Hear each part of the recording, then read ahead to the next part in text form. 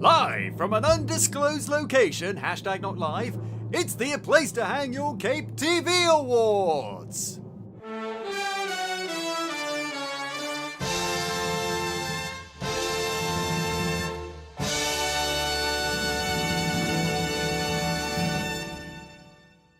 Hello there, Capers, and as I said, it's the A Place to Hang Your Cape TV Awards!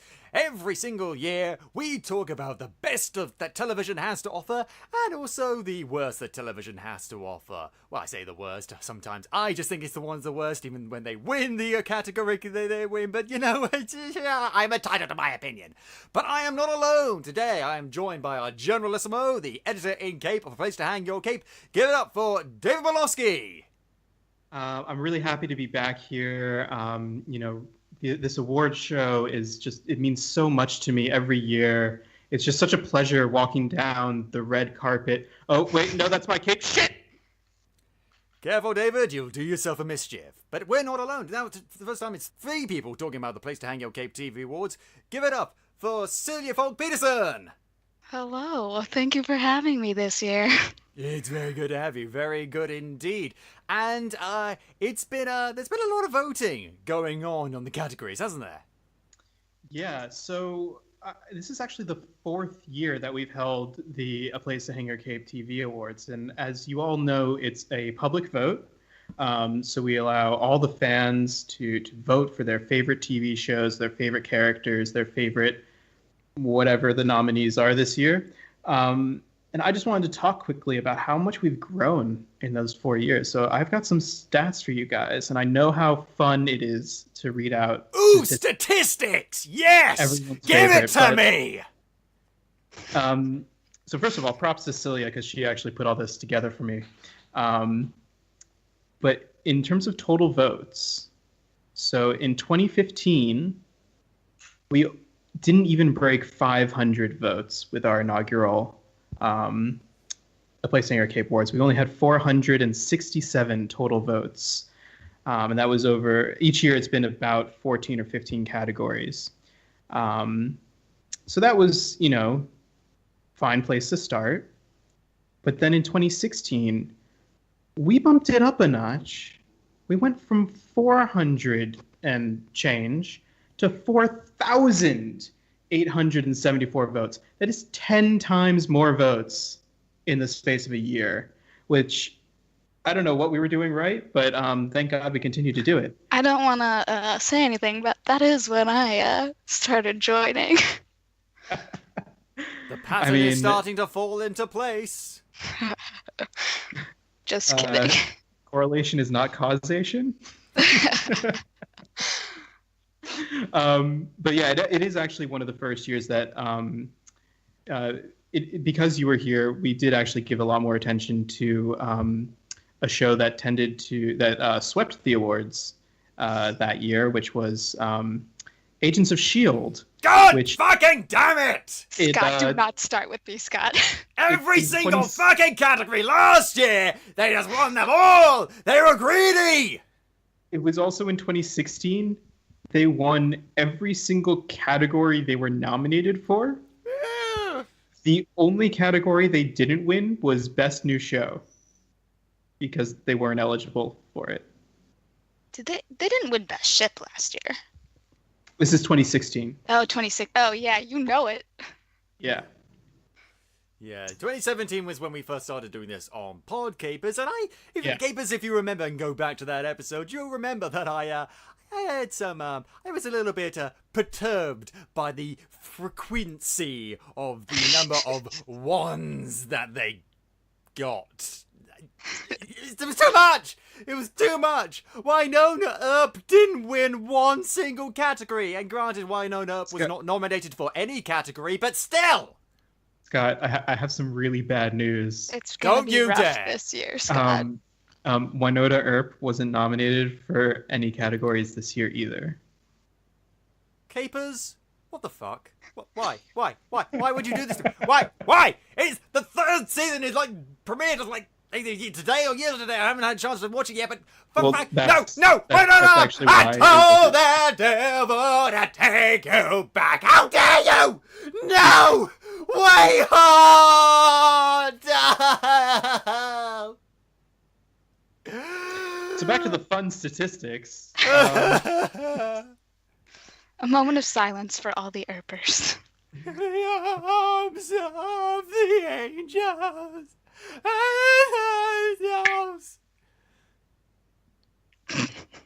Okay, I'm done now. All right. So in 2017. Okay, now I'm done. Okay.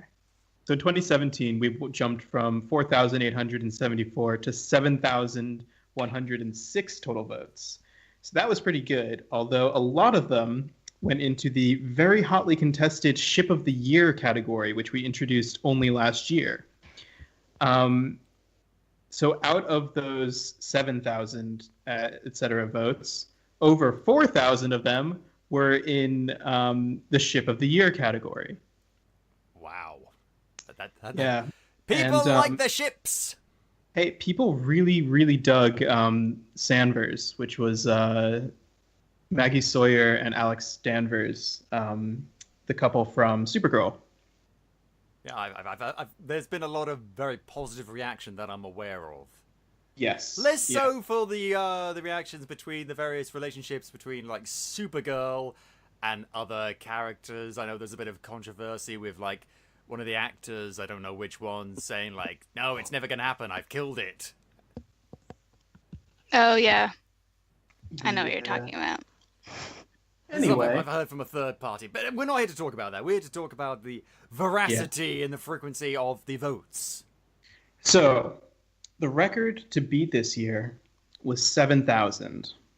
And going by our growth in the past, Silje and I had decided that our target goal for the year was 10,000 votes. And guys, we smashed it. We hit 13,000 votes. Yay! That is incredible. I am so happy that the fandoms turned out for this vote this year. Take that, National Television Awards! It was unbelievable. The amount of engagement that we got on Twitter and Instagram was just amazing. So you said that there were some celebrities that even got engaged? Yeah, we had Cress Williams from Black Lightning. He retweeted. He was nominated for Best Costume, Best New Show, I think, Male Hero, I believe, as well. Yep. Katie Lotz from Legends of Tomorrow liked a couple tweets. We had some of the crew members from Agents of S.H.I.E.L.D. We have Mark Kopak, VFX, like and retweet a couple tweets. Natalia Cordova-Buckley from Agents of S.H.I.E.L.D., who plays Elena, she liked a couple tweets. It was pretty good year, actually. Yeah, and a bunch of the actors from Runaways as well, I think. Yes, we had. Ooh, I like Runaways! There were so many tweets coming in every day that it was genuinely hard to keep track of. It was genuinely hard to find the celebrities that liked and retweeted us. So that was amazing. So just to get all that out of the way, I'm so happy. But the other thing that I really, really need to say before we start getting into any of the nominees is that this year, Silje did all of the awards entirely on her own. She put together all of the articles. We brainstormed all the nominees together. Actually, Katie did help with a little bit of the brainstorming. She gives some credit there. But Silje did pretty much everything. She wrote all the articles for the nominees. She did all the amazing photo editing that you'll see on all the categories. She was helping me track. She was doing a lot of the social media elements as well. So I think she also just deserves a big round of applause. Thank you. Oh, fun. I could have edited in like live studio audience actually clapping that, but I went in with. No, I want the real deal. Yeah. I want my one applause. It's tiny in the background. Yay. But anyway, I think it's time that we actually get on with the show. Let's do it.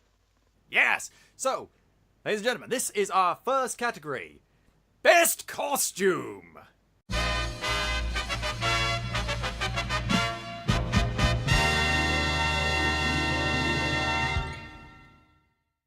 Okay, so nominees we have 6 nominees this year.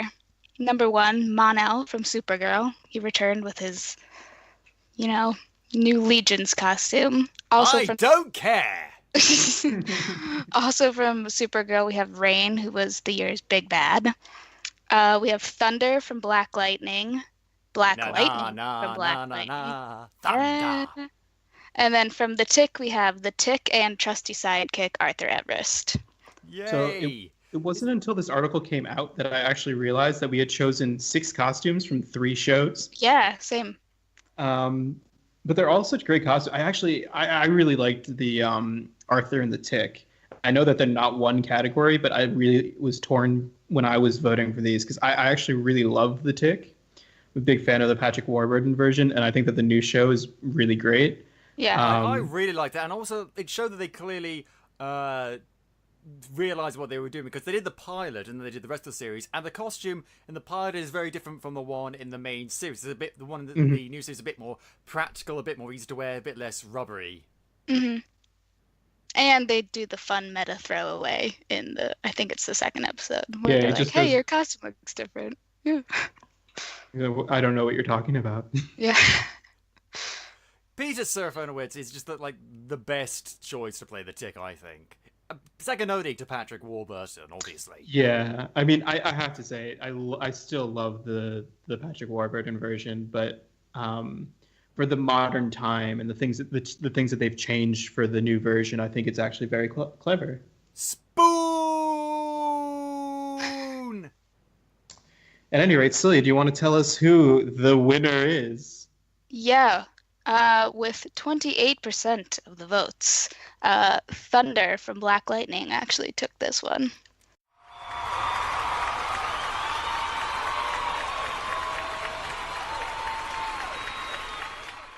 See, I stopped watching Black Lightning before this category, so is this like one of his daughters? Yeah, this is his oldest daughter, Anissa.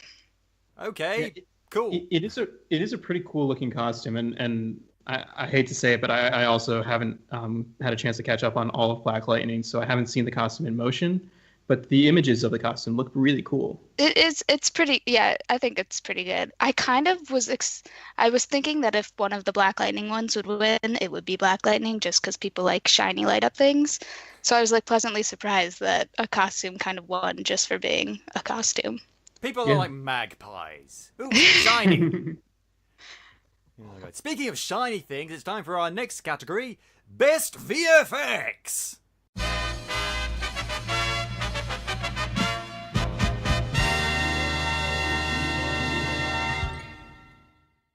Dun, dun, dun. So this year, we also had 6 nominees for Best VFX.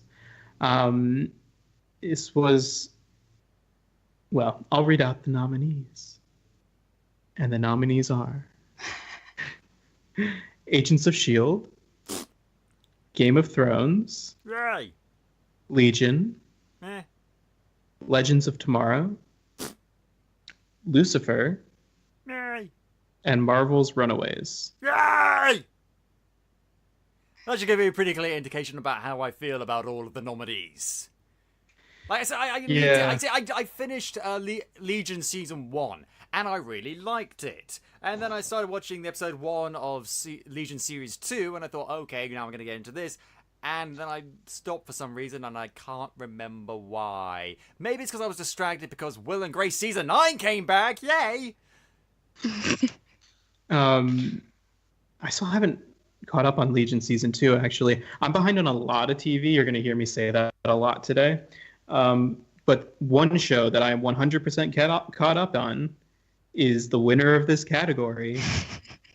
In a landslide 87% of the vote. Do you want to take a guess? I'm going to say Runaways. It's Agents of S.H.I.E.L.D.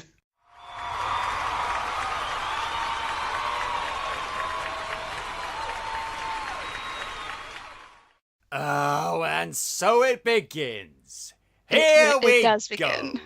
The Agents of S.H.I.E.L.D. steamroller is coming to turn us all into pancakes. Yay! Ha ha ha ha! God. I mean, is it even still going? I thought they cancelled it. Shut your mouth, Scott.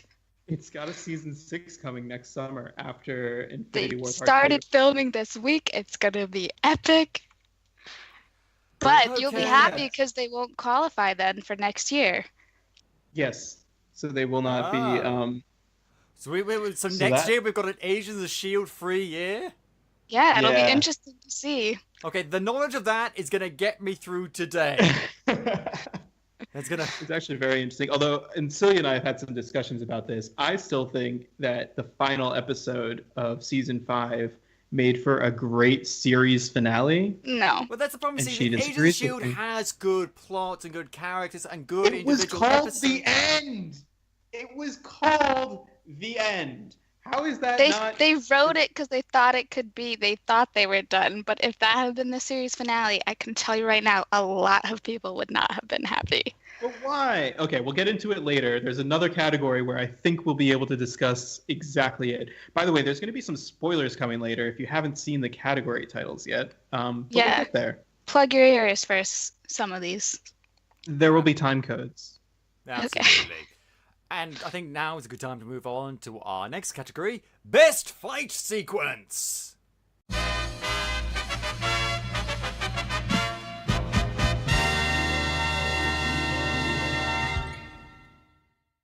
Okay, this is a fun one. I don't know if any of you are caught up on these shows, but I actually enjoyed most of the ones that were nominated this year. There's only one of these fights that I hadn't seen. Really? You'll have to tell me which one. Okay, so with a total of about 250 votes, the nominees this year were The Doppelganger's Attack, which was from the Crisis on Earth X Arrowverse crossover. Second up... Oh, no,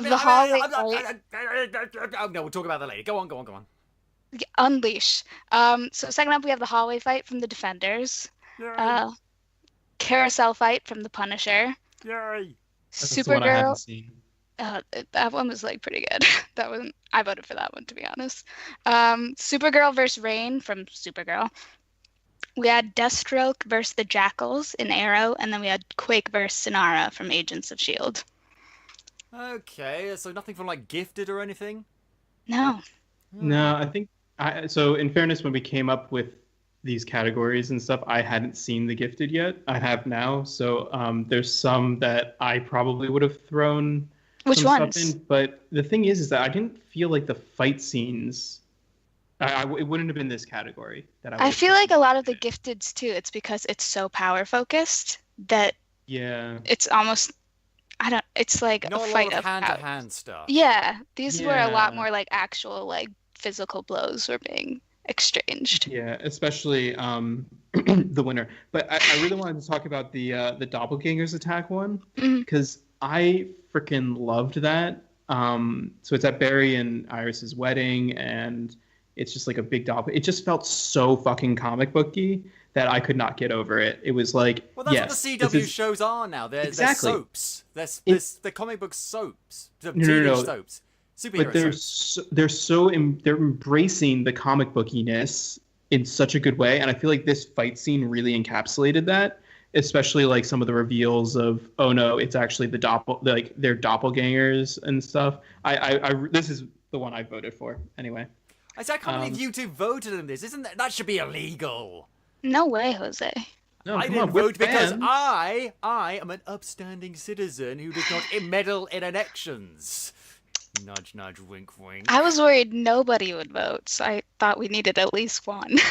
Yeah, you gotta, get the ball rolling a little. Fair enough. But I mean, the only two of these things that I can remember seeing is obviously the Defenders one and the Punisher Carousel one, which I really, really liked. Yeah, that was a really good one. I mean, of the ones that I saw in terms of fight choreography, I mean, the hallway fight is pretty epic from the Defenders. It was good, except it felt, I don't know, they've done each one of the solo series has done that now, that it was really well done and really well orchestrated, but it did feel a teeny bit repetitive to me. It felt a bit fan-servicey too. The problem is they used a lot of tracking shots and it's like one continuous movement, or at least it's edited together to seem like one continuous movement, and that's good. But the problem is this slows the pace down a bit, and you're relying solely on the movement on the actors. And if done very well, that can be very effective. Done slightly less than very well, it seems like, okay, now we're just waiting for all of our actors to get in position and get their cue and then not block each other and then go into the rehearsed fight sequence. It's something that it's been done in other things. They're trying, but it's it really, really has to be very kinetic and very energized. Yeah. And very Well, especially following like the epicness of the Daredevil hallway fight, like that, like which won in 2015. Which was epic, and also this one, like, not to be nitpicky, but it was a white hallway, so if there was any mistake, you saw it. Yeah, there was definitely like a moment, and it was in the first trailer as well, where like you can see Finn Jones is clearly like counting. He's like clearly like waiting for his moment to jump into the fray. And, like, 2, 3. Okay, now. Yeah, he's like it almost looks like he's punching at nothing, and then he's jumping at something. It's so obvious when you see it. Anyway, that's why I didn't vote for that scene. But Silje, do you want to tell us who is the winner of the best fight sequence? Scott, get ready. It was Quake vs. Sonara from Agents of S.H.I.E.L.D.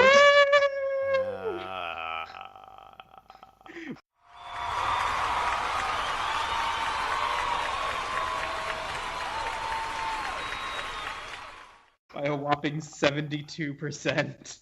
What? Yeah. Is it just me? Am I the one that's wrong? Do I just need to go back to Agents of S.H.I.E.L.D.? Well, do you watch it? Honestly, do you watch it? No, I stopped watching it ages ago. Season 1? Did you stop watching it like 4 episodes into season 1? No, I stuck with it for a long time. I stuck with it right up until the bit where they started introducing the LMDs, and it's just... I just got tired of it. You didn't like the frameworks? Oh, it's right up to the point where they introduced it. Anything beyond that, Oh my I didn't God, like. I think it was Scott. right after they finally killed fucking... Scott! I will go on iTunes. No. I will buy the episodes and send them to you. You need to watch the framework. Seasons 4 and 5 are probably the 2 best seasons, period, like of that show. Okay. Right, here's the thing. I will go back to watching Agents of S.H.I.E.L.D.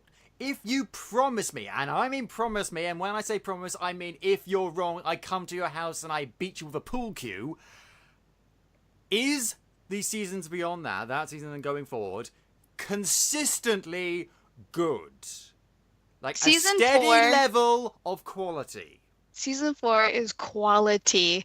Season 5, I will say, has its lag moments, but it's still good. This is what drew me off, because there were moments that were really, really good in Agents of S.H.I.E.L.D. before then. There were also moments that were just mediocre, and some moments that were. But you crap, and can I say hated that the about roller literally coaster any quality. show. The thing is that Any it- show it you is can that say, like, Not No, but really, the because lo- like but, yes, like, because the like there's- variance evens out. Like so, I think in Agents of S.H.I.E.L.D., you would get like this really great episode once in a while, and then for the most part, it'd be like really, really low. Like you would get a 9, and then you would get a 2.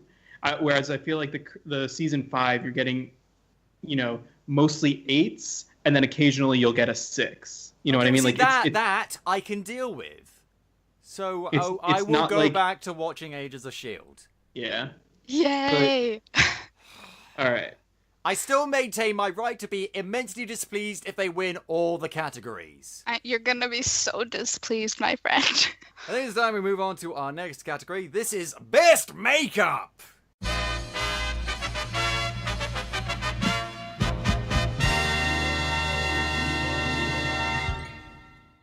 And the nominees are Agents of S.H.I.E.L.D., Game of Thrones, The Walking Dead, Supergirl, and Fear the Walking Dead. See, how could Game of Thrones not win this? You haven't seen all the blue aliens that were in this season of Agents of S.H.I.E.L.D., clearly. Oh, did the Kree make a comeback? Oh, goody. The Kree are in most of the season. Okay. Or a good right. chunk of the season. But like the White Walkers and the Grayscale cutting the bits off his flesh. The Night King, look at him with his like "come at me, bro" stance. That whole fucking. And I'd say the zombies in like Walking Dead and Fear the Walking Dead. But then again, White Walkers also zombies, and like they have really, really good zombie effects on that. So like fucking Game of Thrones, please let my faith in humanity not be quenched by the cold waters of Agents of S.H.I.E.L.D. All right, Scott, well, I have a big surprise for you. Are you ready? No. The winner is Supergirl. No, it's Agents of S.H.I.E.L.D.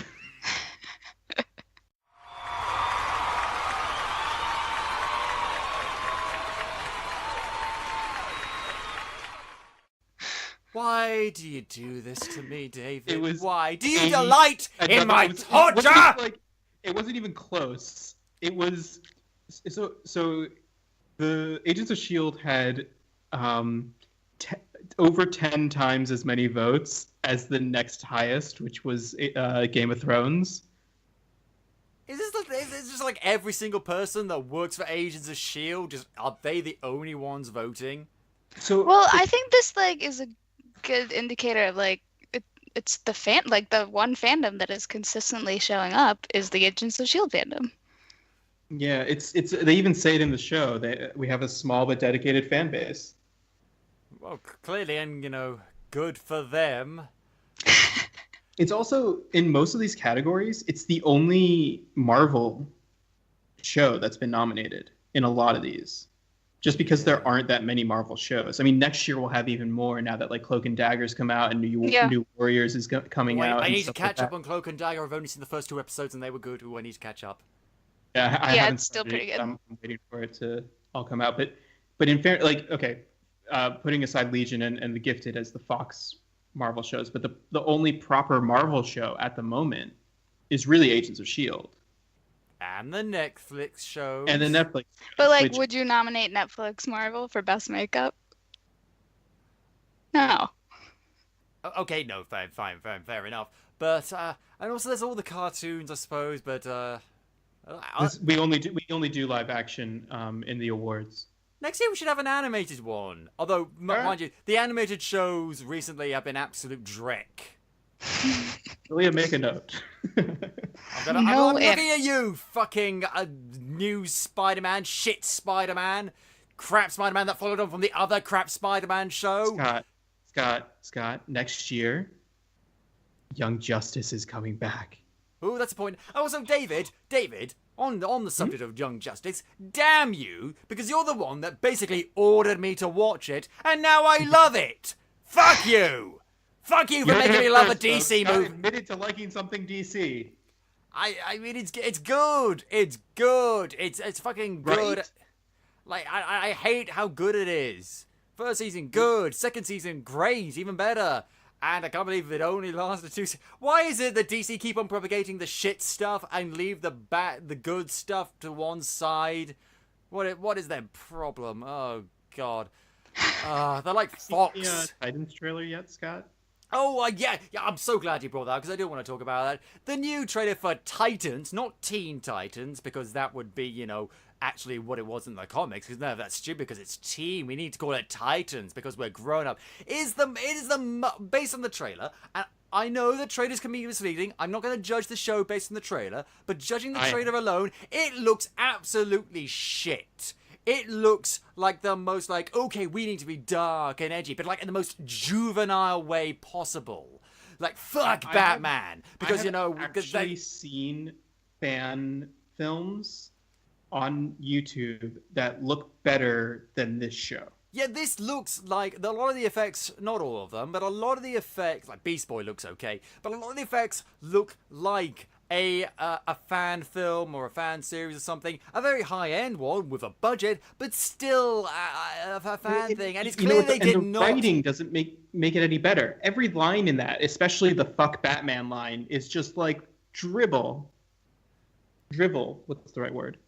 It's awful. You're the boy from the circus. Yeah, he fucking is.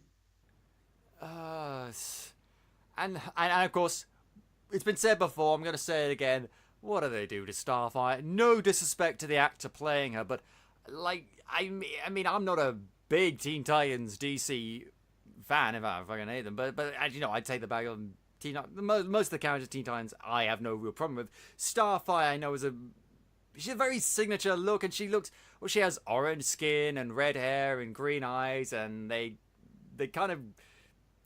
That's not what she looks like. They got Beast Boy fucking on point, but they didn't get Starfire. And, I mean, everyone else looks okay, I guess. You guys are selling this for me.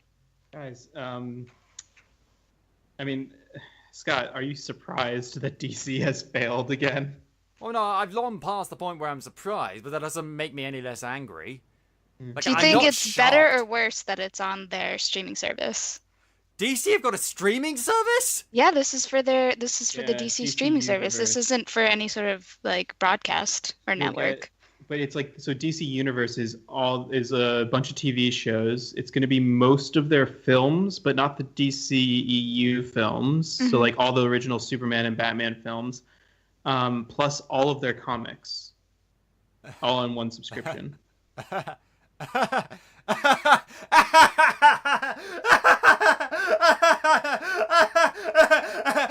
It's going to fail. Scott, guess what you're getting for Christmas? I think we should move on. Let's talk You know, about... Disney are starting their own streaming service too, right? Moving on. Well, moving It's on. like the whole reason why they want to buy Fox. Yeah, you know what? If it gets us fucking Fantastic Four back, I'm fine with that. I'm fine. Whatever these. Yeah. All right, next category. This is Best Sidekick.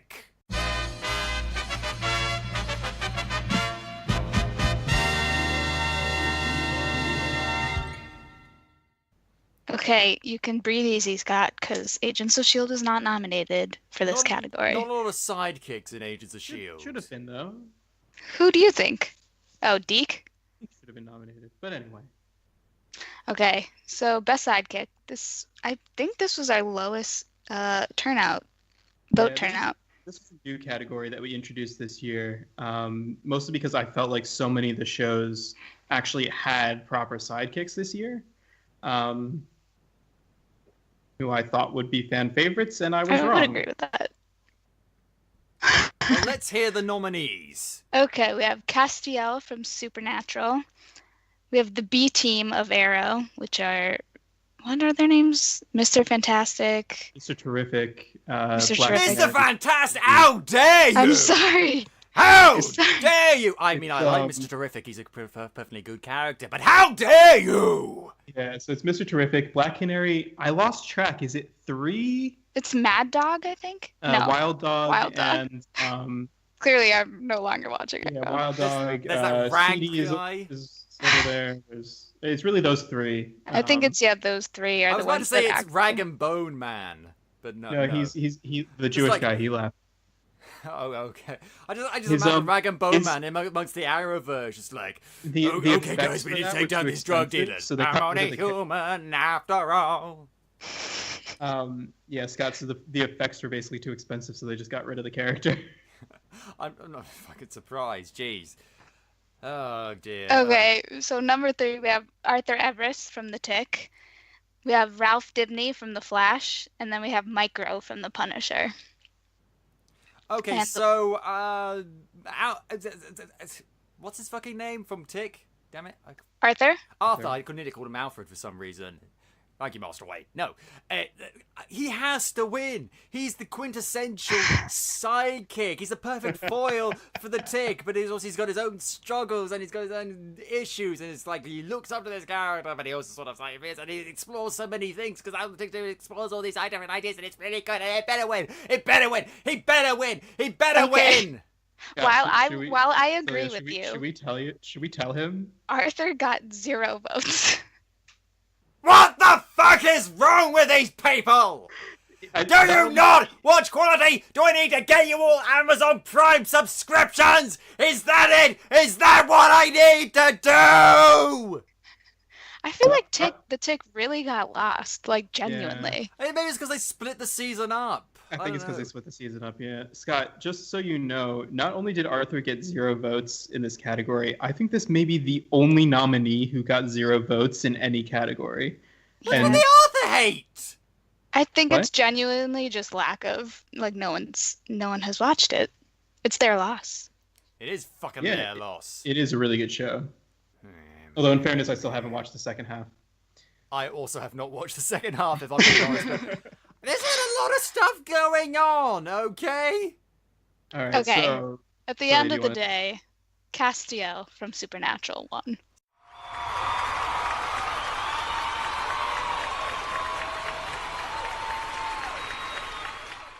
See, I've only watched a bit of season 1 of Supernatural. I've heard so much about Castiel and how much people love this character, and I don't want to know too much about it because spoilers. I may watch the series again sometime, but like people really like this character.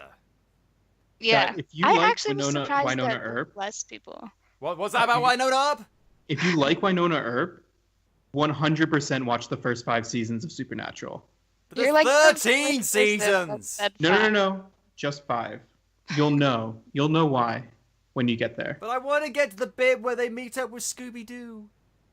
You can watch that one just without any of the other. Yeah. With like 12 plus seasons of backstory missing out? No, thank you. So here's the thing about no. I mean, watch the first 5 seasons and then just watch the Scooby-Doo episode. But here's the thing. So Supernatural was planned to only ever be 5 seasons. Yeah. So the original creator wrote it that way.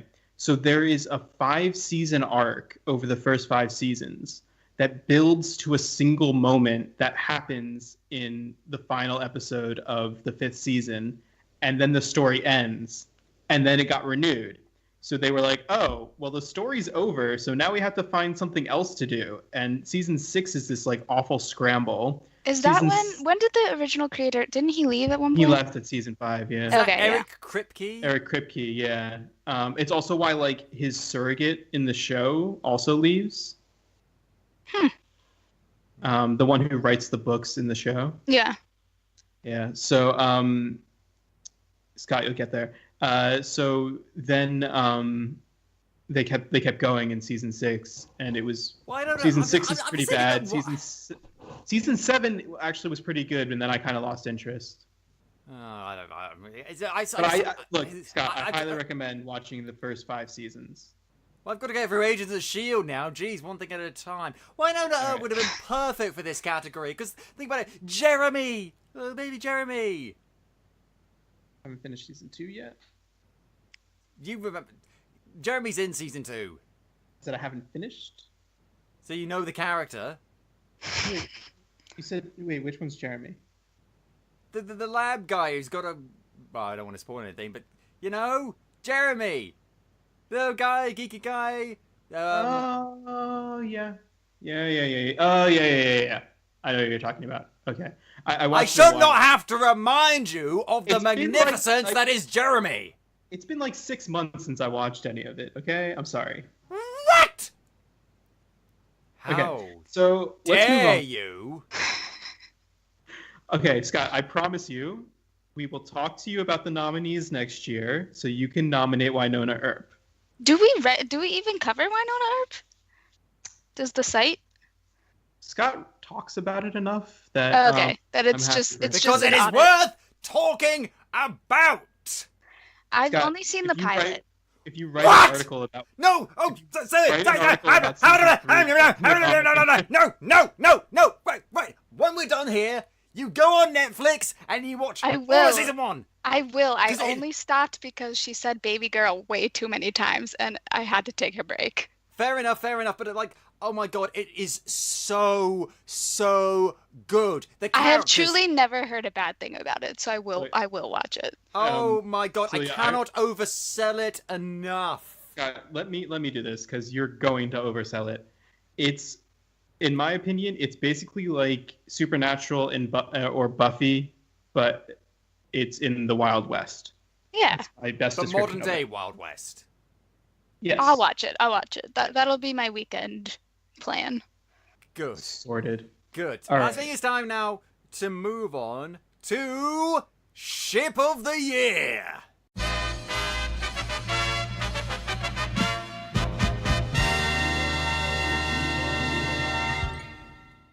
Okay, I'm so excited that I get to read the nominees for this one. You jerk! I'll get too emotional though. I know. You will. So because there's a lot riding on this. So we mentioned earlier that we had 13,000 votes this year, and that we had about 7,000 votes last year. This category alone had about 8,600 votes.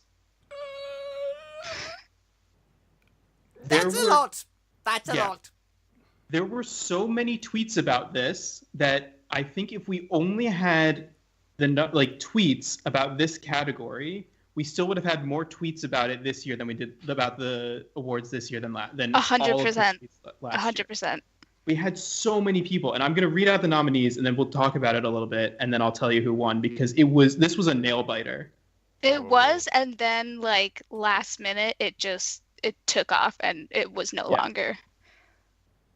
And the nominees are, and by the way, we're reading these as the couple names, so I'm going to try and remember who everyone is. I'll help you out if you forget.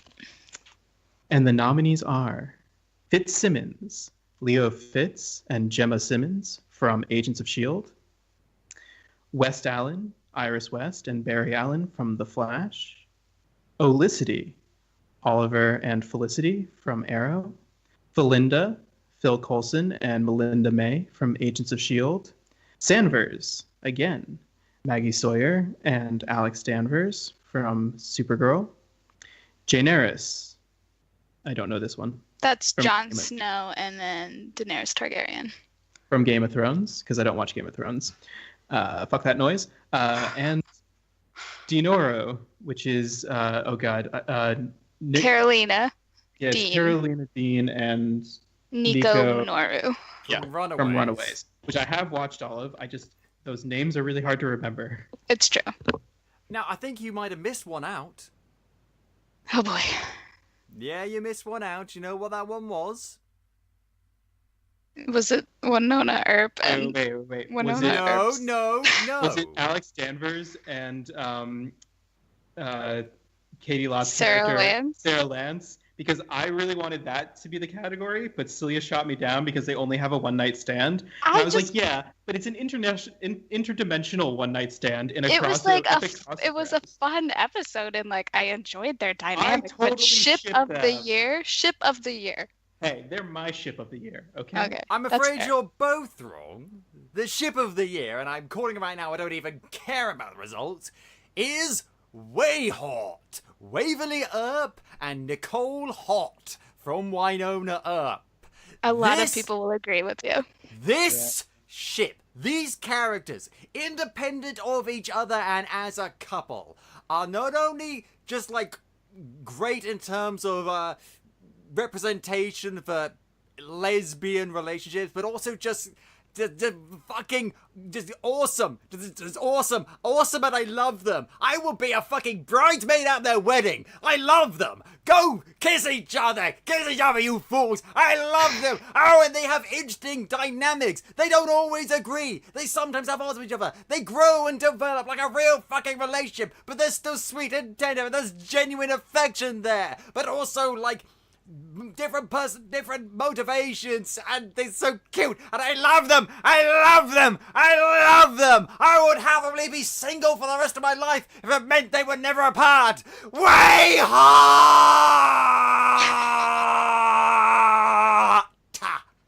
The thing is, I think a lot of people would agree with that, and if they were a part of this, I think the results would have been even more neck and neck, because I know that is a group of fans that are like very passionate and vocal. So Scott, I will definitely say it was our mistake not nominating Wynonna Earp more, and next year you will definitely get to throw in for the nominations. But this was one of my favorite categories this year to watch. So people were getting kind of vicious.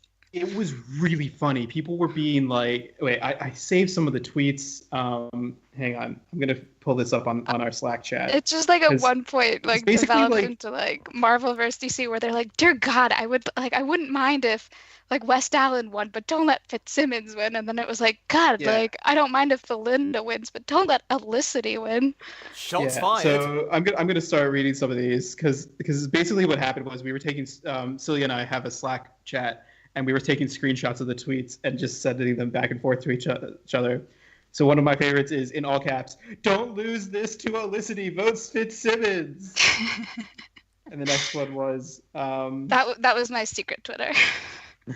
Just kidding.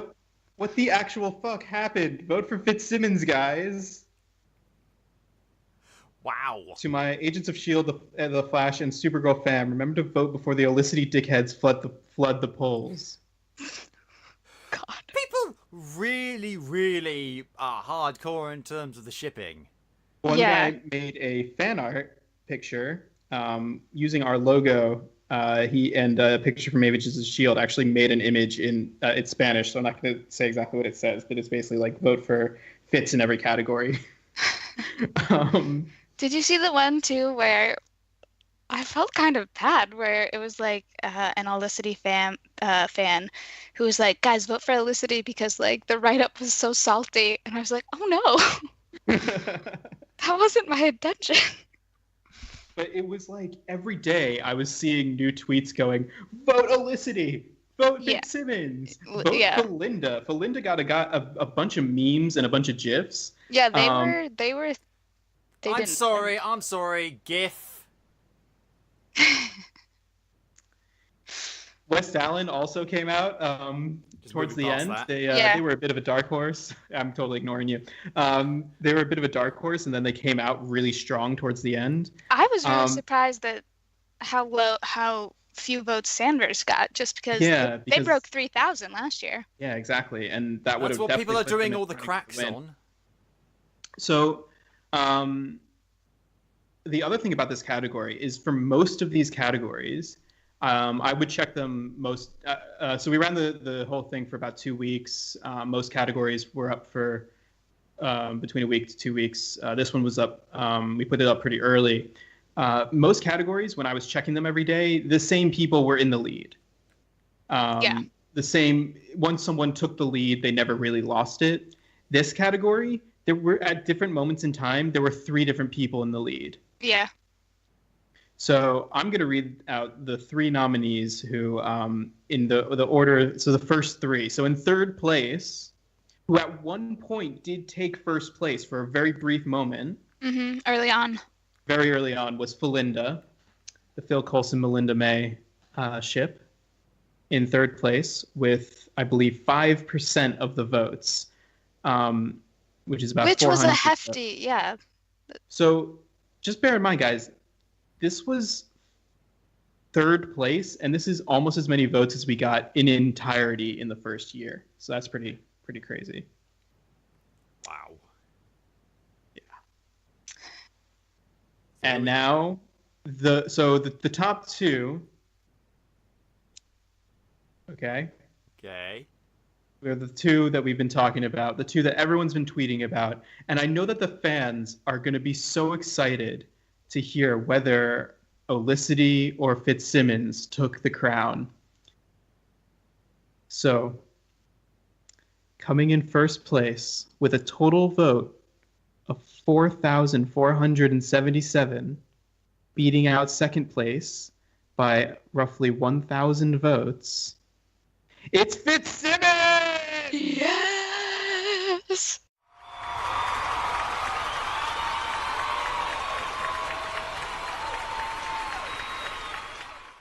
Scott, do not even start it on this one. I will wax poetic for weeks. Okay, you know what? I'm just gonna say this about Fitzsimmons. Let me say this. I just think, for God's sake, they are just so cute together. They are so awesome together. I like them. They've got good chemistry, good dynamics. And I'm sorry that Agents of Shield are winning another goddamn category, but you know what? Marvel is winning. Fitzsimmons are a good couple. I am fine with this. Yes. But in my heart, it will always be Wayhawked. Minor spoilers, Scott. So they got married this year. And I said to Silje, well, maybe everyone's voting for them because they got married. And Cillia's response was, yeah, but Olicity got married this year too, which I totally forgot. Well, I don't fucking care about that. That was actually the thing that I think the fan that said the write-up was salty was because in the write-up I was like, oh, everyone saw Olicity's wedding coming, except for Barry and Iris, who probably weren't expecting their own wedding to be usurped. So I think that... Bride wars! Sorry, Olicity fandom. I did not mean to sound salty. I just thought it was funny. The other thing is, so everyone's already said who they voted for in a few categories. I actually voted for Dinaro in this category. I actually really liked the Carolina Dean arc in Runaways of her sort of coming out and coming to terms with her own sexuality, and the way that her relationship with Nico sort of developed, and it felt very organic and natural, Whereas Very I similar feel to how like, it was in the comics, 'cause I'm a big fan of the Runaways comics. yeah, It exactly. was handled really well, I thought. Yeah, I think it was also handled a lot better than it was in Supergirl with Alex's coming out, where if you started in season 2, I feel like it all made sense and it's fine. But if you started with season 1, the way that she was playing the character, it was like sex was the furthest thing from her mind at all. And she was playing it very asexual. And then having her sexuality become such a major plot point, what felt like really awkward and unnatural to me. But by the time they actually got around to getting that story done, like I do think that Sandverse definitely deserved it last year. Yeah. And the other theory is that, so Silje and I have been discussing this, why Sandverse didn't do so well this year is probably because they broke up in episode 5. Yeah. Which happens, you know. Sorry. Yeah, to and break they your they hearts. handled it. They handled it well. Like it wasn't Yeah. like considering some of the past issues with LGBTQ Bang. breakups and relationship. Yeah, And, literally. Tara! Oh God! Oh, it's all coming back to me. Shut. No. Silje, why would you do that? Wait, Scott. I'm so I have- sorry. Scott, so I'm going to distract you. Here's a shiny ball. Here's a shiny ball. Okay, ready? Ooh, ready? They're making a Batwoman TV show. They're rebooting Buffy too. Oh, Don't fuck talk off! about- No! Why? It's perfect! It's going to continue as a going on. No! It's- No! wait, No! wait, No! wait. No! It's- No! it's- No!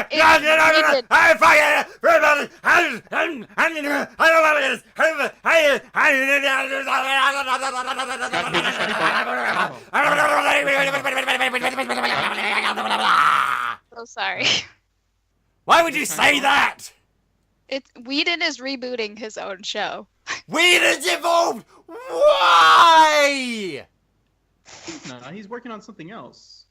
Friend, Google it. And he's working on a show for HBO. I think he's like working on it, but you can work on more than one show. I don't think he's show running What both of them. is so wrong with Buffy the Vampire Slayer, He doesn't have the fucking result- television icon, that it needs a fucking reboot? He doesn't have the rights to Buffy. I don't know what you want me to No, tell you. Right. Oh I my want you God. to tell me that it's From not happening and that Variety. everything is Oh, good God, and it's a right for the reliable world. source. It's a reliable source. I'm gonna read this. Oh no. I'm I keep- insulted that you did not think I was the reliable source. I'm sorry. I really apologize. What? Oh God. Anyways, I love, and I'm glad that Fitzsimmons won. They've Same. had a rough couple years. I'm having a rough couple of years. This show was particularly rough for them, and we'll get to that a little later in the show. Oh. But for the next Um, category, Next Next category category. is favorite breakout character.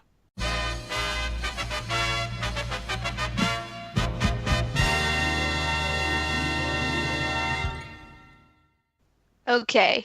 This one actually got more traction than I thought it would. We had 415 votes. yeah.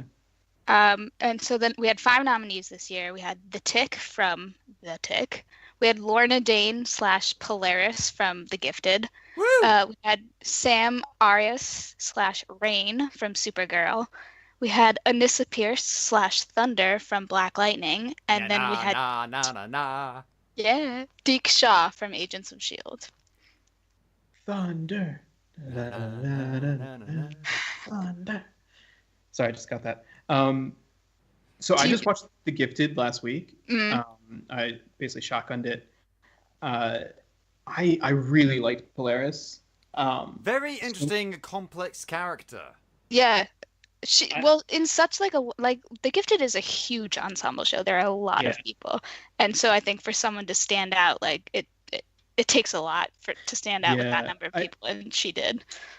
I also there were moments when I was watching the show and I was like, how did we pick Polaris? Because Eclipse is really great and Blink is really great. But then I got to the last episode and you get to the end and it's like, and I'm like, you oh gotta yeah, go no. Polaris. She it should fucking be Polaris.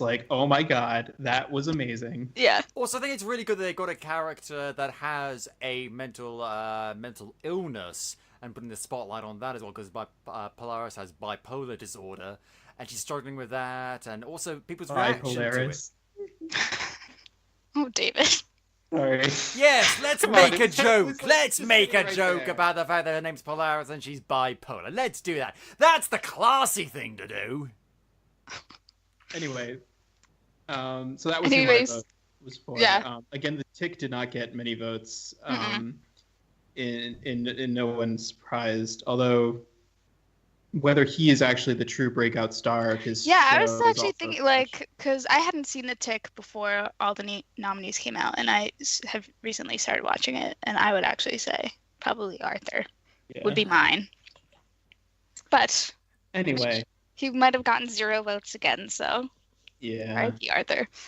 Anyway, so as much as we love Polaris, she did not win. Oh. She came in third, actually. She came in third. Second, we had Anissa Pierce from Black Lightning, who I would agree with that. I thought she was a really strong character.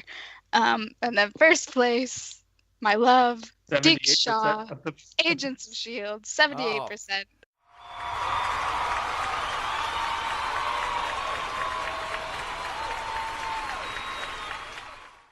Of 325 votes. Of course. The character I've heard nothing about. Killing it. Oh, He's really good. And, Again, Jeremy from Fairness. Wynonna Earp would have been good. For Breakout? Yeah. Was he a new character? Season 2? This season 2, he was a new character, yeah. All Wait, right. was Wynonna Earp season 2 come out this year? No, I think season 3 just dropped. Season 3 Yeah, just so- dropped. Yeah. so maybe it wasn't even eligible. Fair We'll make sure enough. season 3 is eligible next year. Well, it's coming out this year, so. Yeah. Yeah, so, I think the first episode was, what, last week? No, it was like literally the last few days. Oh, really? Okay. Well, It's at any only rate, just anyway. Let's move on now. I can pretty much guess what the winner of this next category is going to be, but nevertheless, this is Best Team Up.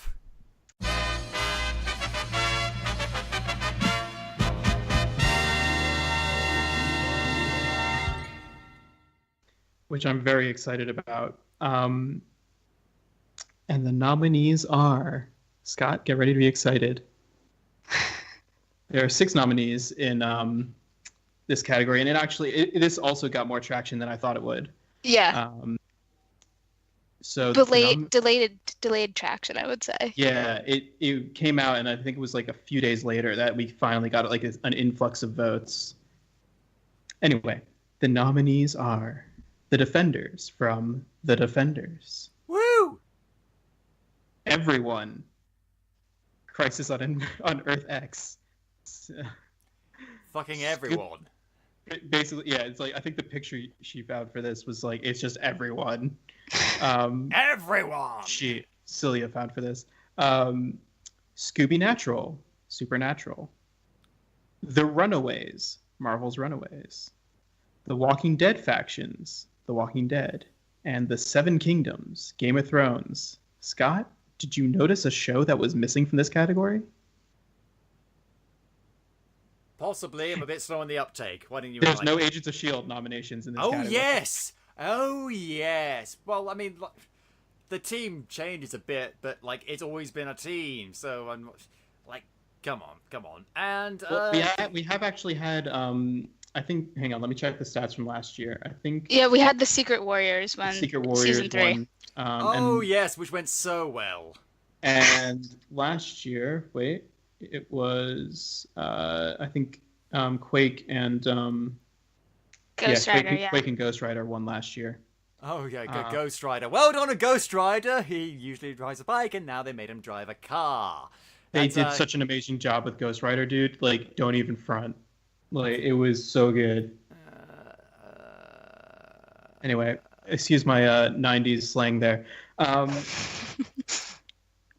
So, Scott, who do you think? Who do you think?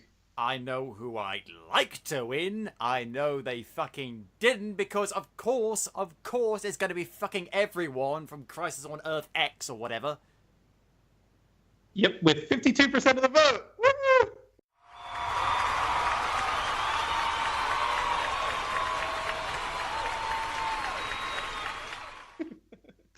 I mean, like, I love Defenders. It's a great team up, but I mean, like, that's 4 characters plus a few extra side characters. This is like like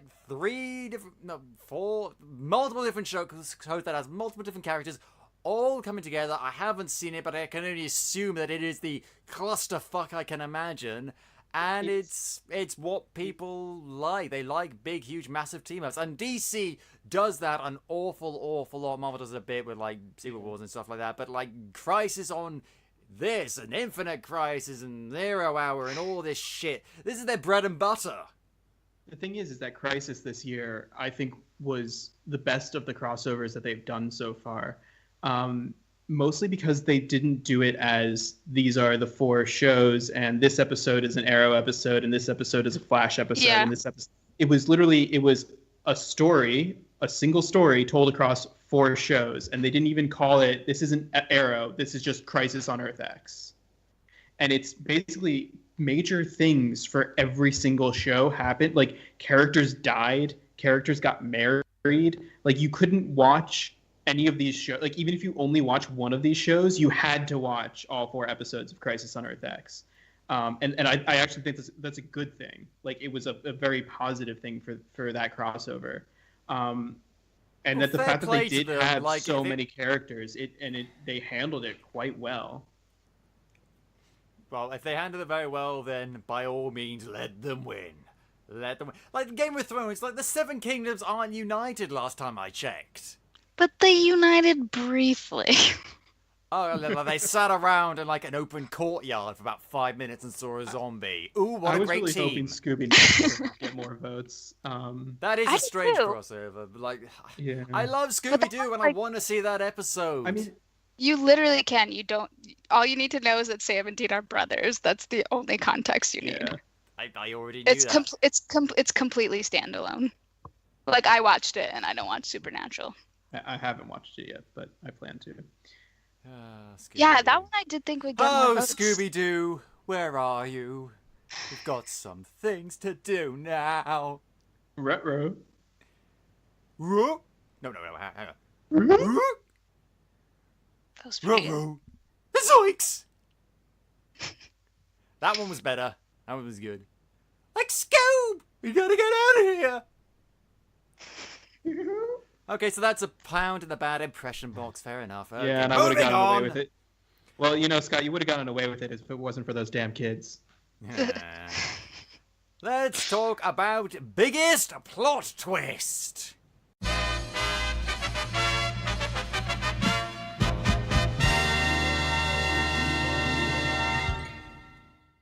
Okay. This one I like because I actually watched every episode where these happened. So this one got a decent amount of votes as well, which I'm always worried that they won't because it's so specific. But yeah, this one got a lot. So spoiler alert for listeners. These are very specific. Almost every single one of these was a spoiler for me. In fact, every single one of these was a spoiler for me because at the time that we created these nominations, I hadn't seen a single one. David! I mean, jeez. I've only seen a few since. Well, except for one of the nominees, which... why don't you read the nominees and then we'll get to it. Was it this one or Death where on Instagram someone was like, you spoiled it? I was like, no, I put spoiler alert. Oh, okay. Yeah. Okay, so for biggest plot twist, nominees are, again, spoiler alert, Viserion the White Walker, Game of Thrones, Fitz's psychic split from Agents of S.H.I.E.L.D., Baby West Allen from The Flash, Female Doctor, Doctor Who, Mama Jones is Alive and Bad from Jessica Jones, The Red Daughter from Supergirl, and Carl Got Bit from The Walking Dead. So as of right now, the only one of these that I've seen is Agents of S.H.I.E.L.D. Like, I'm not caught up on anything, but obviously I did know that there was a female doctor. You haven't seen Jessica Jones? I haven't caught up on Jessica Jones yet, no. What the fuck is wrong with you? With like, they just did Luke Cage! Yeah, I'm not. You're being lapped! I still haven't finished Punisher. I think what do you do with your life, David? What are you doing with your life? Do you just think that the site like magically like comes to life? Like, I don't just wear a cape. I actually do things. Okay, I did not know that then. Okay, fine, obviously. Oh God, but like, Okay, My, so my based job is based not on this just stuff, sitting in an office wearing a cape. I mean, I wish it was, but sadly, there are other things that need to be done. yeah. Okay, we're all Anyway. busy. That's fine. Like Jessica Jones was busy dealing with her mum, her crazy ass mum. is that what you would have gone for biggest plot twist? That would be not necessarily, because we didn't get a lot of exposure to Jessica Jones' mum in season 1. Had we talked about it a lot, that would have been much bigger for me. What was the other one I really liked? Like fucking Zombie Dragon. That was pretty damn cool. That was. What were the other nominations? We had Fitz a Psychic Split, which I know you haven't seen. Yeah. Baby West Allen, Female Doctor. We have the Female Red. Doctor. Yes. Yeah. I am excited for that new trailer recently dropped. It looks pretty cool. They're not showing us the TARDIS. Obviously, they're keeping some things hidden. And I'm excited. When is that coming out? When is that premiering? I want to say I saw September, but that could be a lie. I want to say I saw Christmas. That could also be it. No, I can't wait that long. Like, actually, if they're showing the trailer in July, like, it's not. But gonna it's Comic-Con. It's Comic-Con this weekend. Oh right, yeah, okay, jeez. Okay. Hey Scott, look on the bright side. The Aquaman trailer should drop sometime today. Oh joy! Oh frabjous day! Oh Kaloo Kalay! My excitement knows no bounds. I am so happy for this, I think I've got an erection. Yes, I have, clearly. I don't care.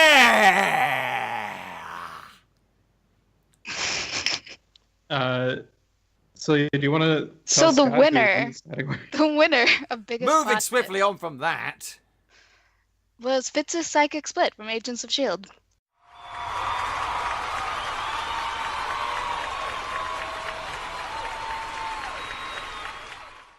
Don't give a With single whopping solitary crap. 87%. 87% and 386 votes. And you know what? I have seen every single one in this. And other than Carl getting bit, which like kind of we saw coming because I think they announced earlier that the actor was leaving. Yeah. I would agree with this. Fitz's Psychic Split came out of nowhere. Like holy shit. This is the problem. Like plots are spoiled by announcements and stuff like that. Like if they had only just kept the actor playing the new Doctor a complete and utter secret until like the Christmas whatever special, like then it would be really shocking. I remember the first time I saw the Doctor regenerate, number 9 and number 10, Christopher Eccleston and David Tennant. I had no idea what was going on. I was shocked. I was gobsmacked. And then, like, they would announce it, and I see on magazines, like, the new Doctor, the new face of the Doctor, like, well, I know what's coming now. I know it's a difficult secret to keep, considering, like, the hugeness of Doctor Who, but can't they try? Can't they try? I feel like if they kept the circle pretty close and made, like, severe legal stuff, like, they could just, until the regeneration. Because I knew what was happening, and it was cool to see. It was like, the new Doctor, but still, can I just try? I want to be surprised. I want some excitement in my life. Then you should watch Marvel's Agents of S.H.I.E.L.D. because dang, that was a plot twist. Okay, so major spoiler alert here, but so also I hadn't read this category on purpose until after I watched S.H.I.E.L.D., so I didn't have this spoiled for me, which I'm so glad. Yeah.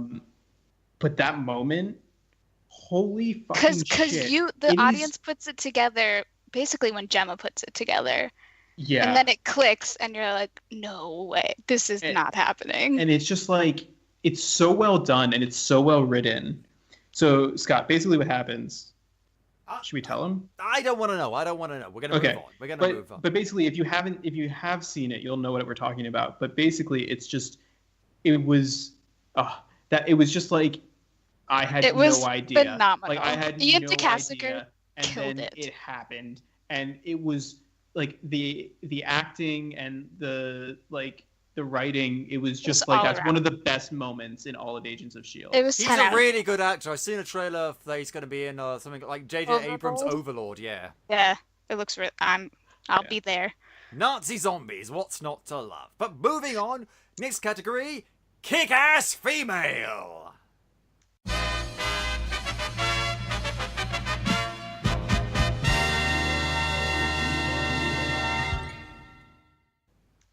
So another big category this year.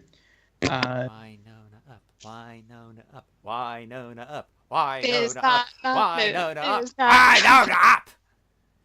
And the nominees are Jessica Jones from Jessica Jones. Woo! Electra, I'm not going to say her last name, from The Defenders. Nachios. What's wrong with her last name? Electra Nachos. Shut up! Don't you disrespect her Greek heritage! Sarah Lance from Legends of Tomorrow. Sure. Anissa Pierce from Black Lightning. Sure. Lorna Dane / Polaris from The Gifted. Woo! And the women of S.H.I.E.L.D. from Agents of S.H.I.E.L.D. because You they're can't do an entire gender in a show. No.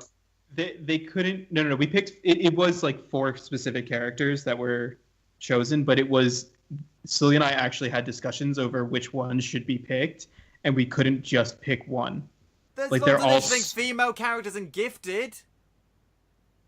That's true. That's true. We should have nominated all of them. Blink, Amy Acker's character, whose name I can't remember. Yeah. The Stepford Cuckoos. Oh God, those girls scared the crap out of me. As well they should, because they're meant to be scary. Jeez. Oh, God. And, like, Wynonna Earp, if she were nominated, would win this, hands down. Because she has a fucking demon-killing gun, and she's badass, and she's a hard drinker, but she's, like, really interesting and emotional and damaged in all the best way, and she's just so cool and funny, and I love her. I just want to hold her and tell her everything will be okay. It'll be okay, Wynonna. Well, Scott, I have some good news for you, because this category may not have gone to the person you thought it went to. How is that good news? 83% of the vote. It's the women of S.H.I.E.L.D.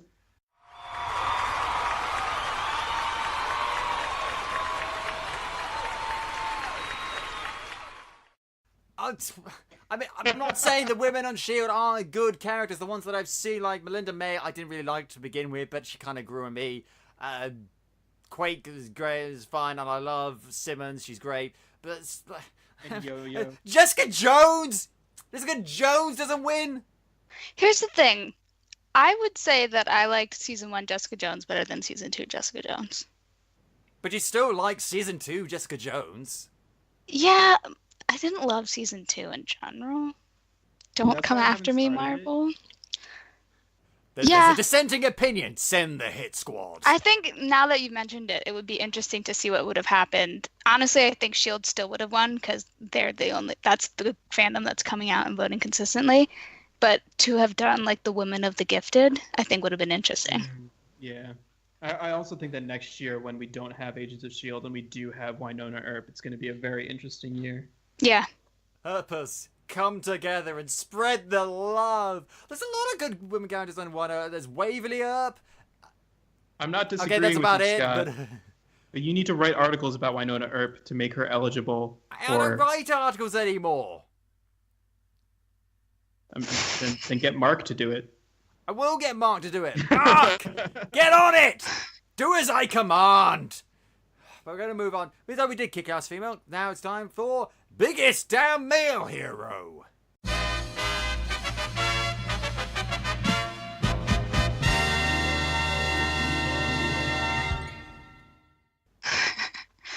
This one got a lot of votes, a decent amount.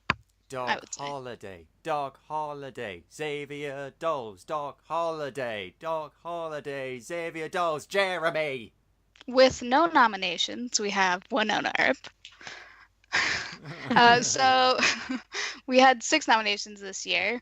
We had Leo Fitz, Agents of S.H.I.E.L.D. Woo! Frank Castle from The Punisher. Woo! Matt Murdock / Daredevil from The Defenders. Woo! Jefferson Pierce / Black Lightning from Black Lightning. Okay. The Tick from The Tick. Spoon! And then Jon Snow from Game of Thrones. You know I nothing, was- Jon Snow. I know a bit. I was no, actually you know surprised. nothing. Well, did you go to school? No, I didn't. Well, there you go then. You know nothing.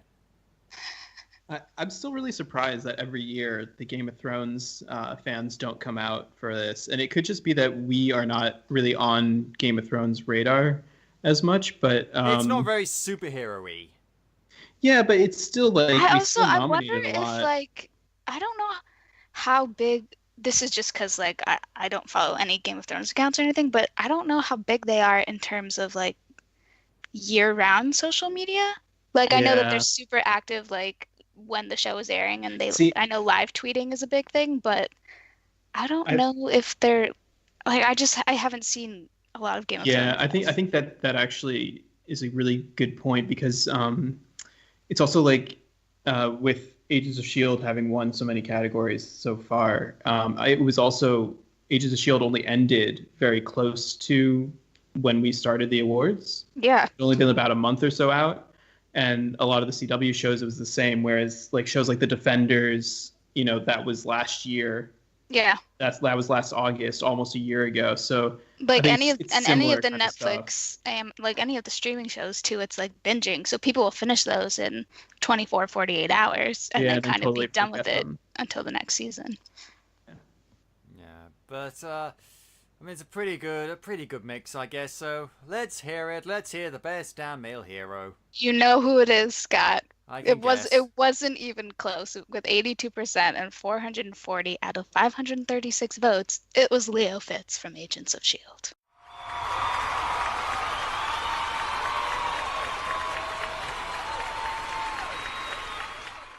I And like the character. I like the actor, so I can't exactly be angry about this, but come on. Like, Agents of S.H.I.E.L.D.'s fine. It's a good show. There are other shows out there. Carl Miller is getting a It was also like- primetime no series. It's also like it wasn't even close. It was like so. Fitz had 440 votes, and Jefferson Pierce, who's the next, who came in second, had 44. Like it was no contest. Yeah. Joy. What can I say? The Shield fandom is like top notch and will show up for this stuff. Right, well, let's get the rest of this pointless I exercise of also handing wonder, awards though, over to Agents quick of S.H.I.E.L.D. pause. Sorry? Quick pause, though. I think that a lot of this could be that people like Scott, who disrespect Agents of S.H.I.E.L.D., like, S.H.I.E.L.D. gets nominated in very few, like, any of the other quote-unquote mainstream site, like, awards categories. So I think S.H.I.E.L.D. fans are just, like, willing. They're like, finally, someone is recognizing this show. Like, yes, of course we will vote. Well, fair enough then, I suppose. I'm glad we can give them an outlet. But moving on, it's where are heroes without villains? It's time for Biggest Bad.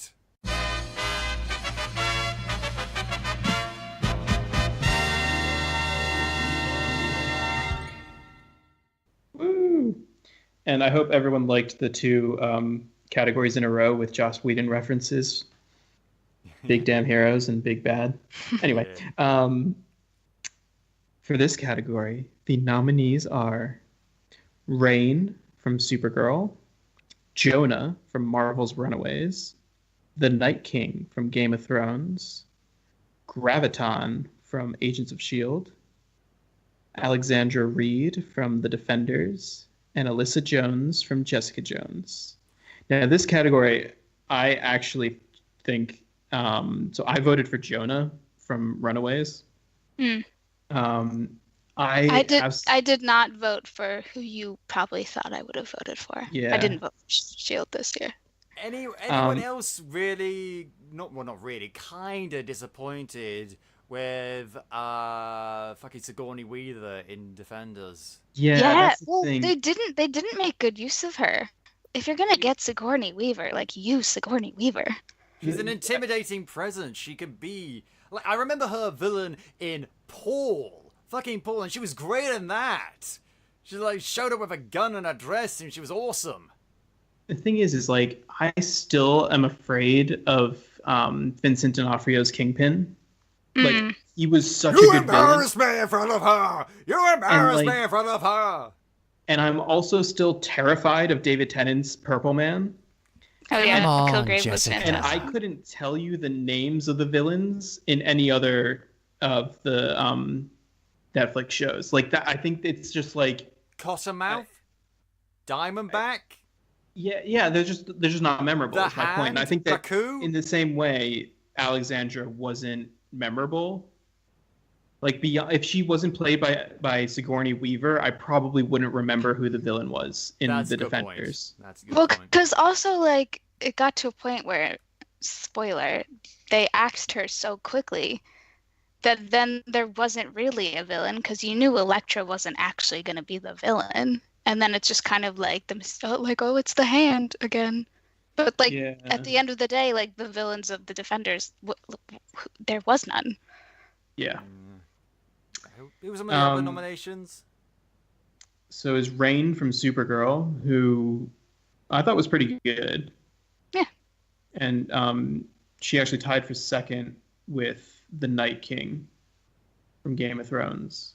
I was very disappointed that Jonah didn't get more votes. I gotta say, I love the actor. What's his name? Dr. Doom.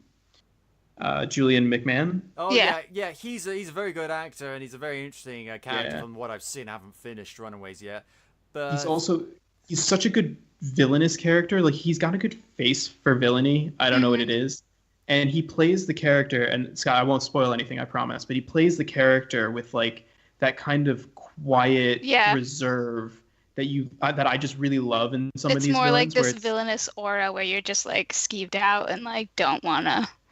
And I also feel like he has this, like, he gives off this air of he is 100% holding back at every moment. Yeah. Like, he could dominate every situation in every way. Like, he could just dominate a conversation if he wanted to, but he's always, like, very restrained. And you finally, when he unleashes in one way or another, it's really, really rewarding. So I'm going to put everyone out of their misery. The winner is, of course, Graviton from Agents of S.H.I.E.L.D.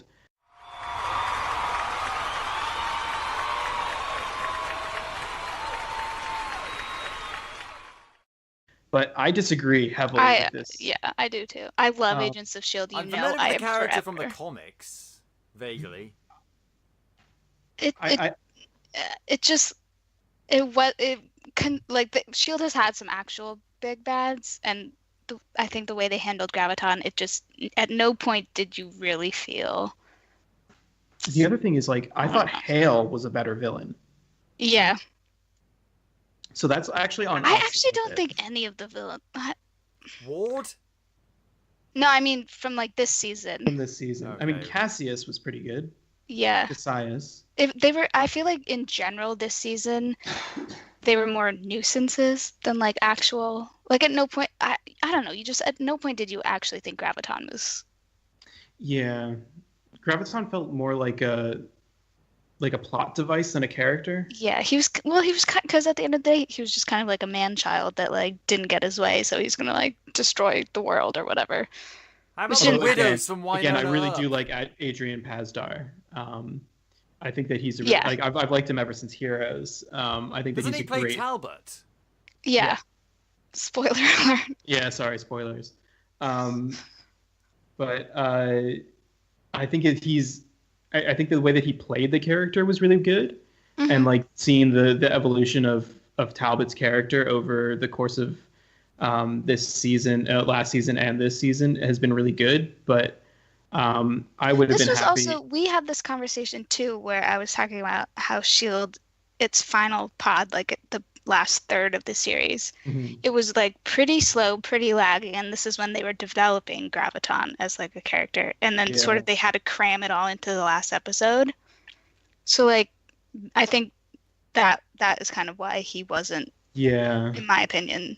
I think that so Scott, like I know that we've been raving about how good Agents of S.H.I.E.L.D. was this season, but I will agree that like from about episode 18 or so. It does slow a little bit. It's still much better than it ever was, like comparatively. And when it's still 45-minute episode that premieres weekly in a season of like 25 or 20 whatever episodes is slow, that is a fucking nightmare to watch. It isn't though. It's also like, you know, if you take it out of the percentages game, like 2 out of 20, that's not bad.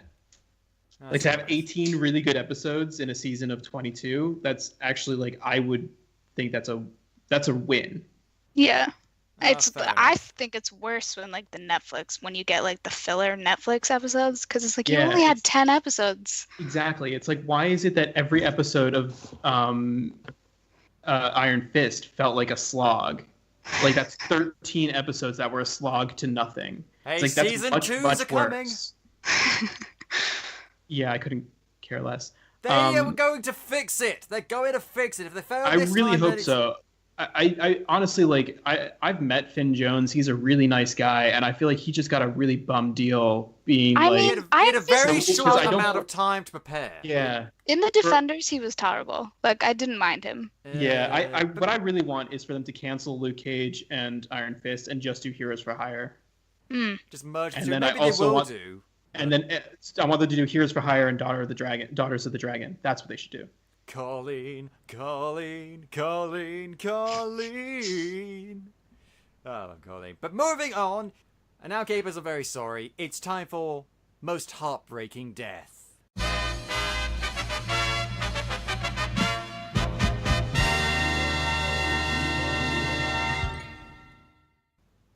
Yes, so plug your ears if you are not caught up on Agents of S.H.I.E.L.D., The Walking Dead, The Defenders, Arrow, or Fear the Walking Dead, because you're gonna get spoiled. Nominees, 5 nominees this year, 584 votes. I'll just say that our winner had 539 votes, so 92% of the total votes was our winner. The biggest landslide of any category. Yeah.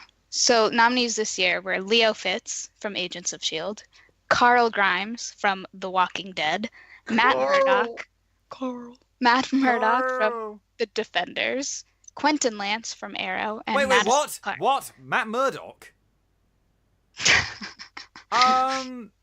Quote unquote. But he didn't die. Quote unquote. Hang on. I got something for this. Finish reading the categories and then Last one, Madison Clark, Fear the Walking Dead. So last year, before Scott says anything, we didn't have this category because literally every single person we kept trying to think of for deaths came back to life. So last year, this was best fake out deaths because there were so many great deaths. So this is a returning category so we didn't have it last year. So Scott, we had to make a decision about Matt Murdock. Did he die? Huh? Did he die? But it's about how it affects everyone around them. It's like, it was heartbreaking because everyone else thought he was dead. Most heartbreaking, we thought he was dead, turns out actually no, though. Most heartbreaking in the series, do people think he's dead? Yes. Heartbreaking, the fans know whether or not they're dead. It's the most heartbreaking death certificate. So I'm sorry. No, I call bullshit. I invalidate the nomination because he's alive. Well, it's fine. He barely got any votes. He got 9 votes. Good. Oh, good. Okay, so Paul Coral. So I still haven't caught up on Arrow. So I'm really glad that this was spoiled for me because I actually been hoping that Quentin would die for a while now. Not because I don't like the character, but just because I think that there's nothing more for him to do on the show. Yeah, wait, so Quentin, what's his name? Lance. Quentin Lance. Oh right, yeah. Fucking Dresden. Yeah. So I thought when Laurel died a couple years ago, and they had a tombstone, and it was like everyone was trying to guess who was going to die, and even the writers hadn't decided yet. I 100% was like, it should be Quentin because he's done everything that he can as a character, and that was 2 years ago. So I'm really glad to find out that he's going to die this year. Because it's a fucking soap, and you know what he's going to do? Just move to another city like fucking River Song did? And Roy and Maggie, so that's all they do.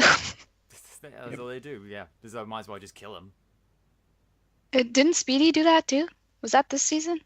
She died? She didn't die. No, she just moved. Oh yeah, she just left. Claire from Luke Cage just left. Thank God. There was nothing, again, another character that should have died. She should have 100% died in The Defenders. There was nothing left for her to do. Well, have a stupid argument with Luke Cage and leave. You had that to do. Jeez. Yeah. Anyway. So the winner is... By a landslide. Do you want me to 92%. talk about it? Because I know that you're still... No, because it's not really.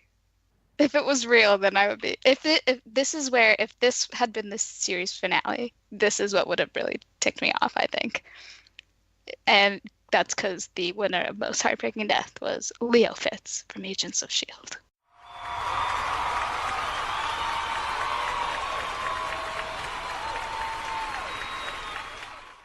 Oh my god, though, that scene. That was scene.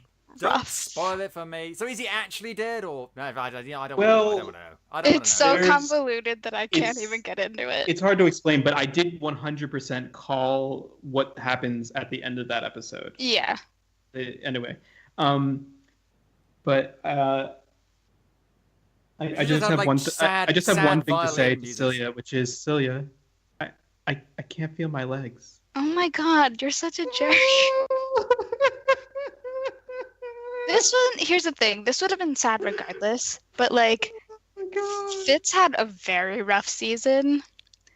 So, just the way that, like, that was just rough. It is just like, it's one of those scenes that's so hard to watch. And like, it's not even that. It's like him. So, we need to talk about this, Scott. I'm really sorry. We're going to give out some spoilers here. But basically, Mute us, Scott.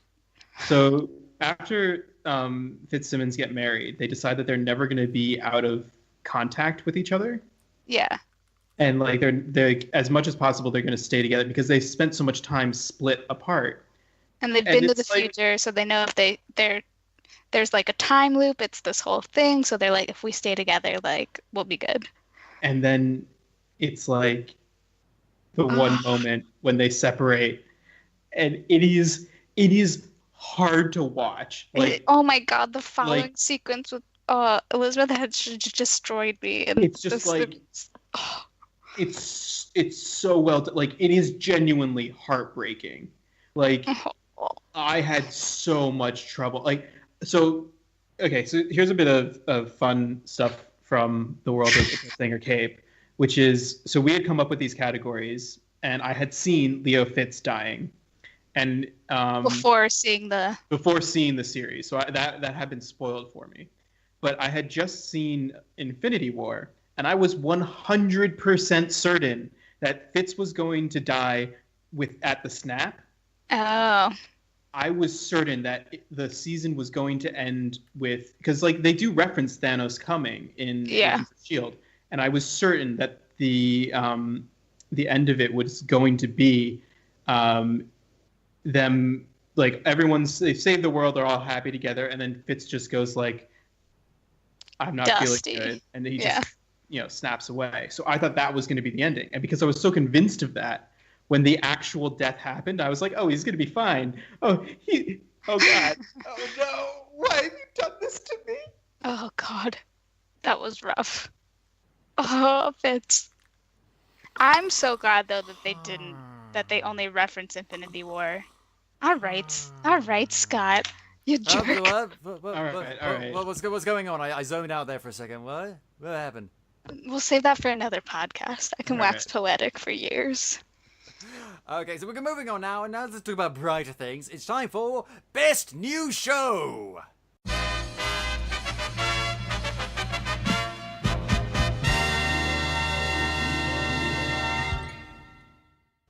Which Agents of S.H.I.E.L.D. was not able to qualify. Because it's an old show. Yeah.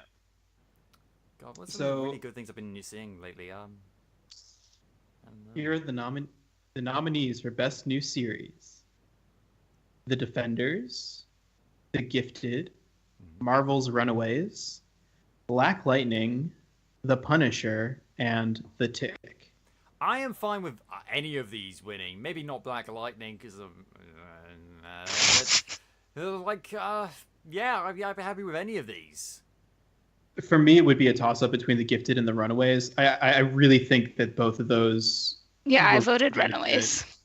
Yeah. So for me, it would be a toss-up between The Gifted and The Tick. I have to finish it first. Just because it blends like this heartfelt stuff and the superhero stuff and the humor stuff so well. I also think that like the Gifted and the Runaways did a really good job of doing like incorporating powers into sort of everyday life. Yeah. Like, you know, having to deal with, yes, we have a dinosaur that walks around with us now, and the joke of that, and like, or on the Gifted, like, you know, the way that they use their powers and the restrictions on their powers in both shows were really good. Like, Blink can't just transport someone anywhere she wants. She has to be able to see it and that sort of stuff. I thought that was really effective. That's a show-breaking power. Yeah, and it is the restrictions that they put on it make it much more interesting. But they also really go. It's beyond the powers, and they are a lot of cool powers, a lot of cool characters. They really go into the prejudice that mutants face and the problems they face, and explore different facets of it. And it is an X-Men show. Like, one of my favorite moments from the show is it's a flashback for Blink when she's like going to the movies with her boyfriend, and some guys like throw a Molotov cocktail in her car, and she's running away, and it's like she's a mutant and she has all these powers, and she still can't do anything about people being, you know, prejudiced and whatever. Although I did have a thought about the Gifted that I wanted to run by you guys. So in the Gifted, mutants have weird eyes and weird hair and things like that, right? So don't you dare! No. I have this may not be going where you think I'm going with this, Scott. So I think you're going to talk about dicks. I'm not talking about dicks. Good. We're not going to do a mole rats here. No. Like I said, I don't think this is going where you think this is going. So Lorna, right? There's that scene in like the second episode where she's washing her hair and it comes out and it's green. And everyone's like, oh my God, she has green hair. And then later in the series, there's all these things about how they like have to hide their hair.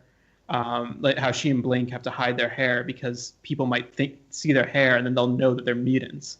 Does that mean that nobody dyes their hair different colors in the Gifted universe?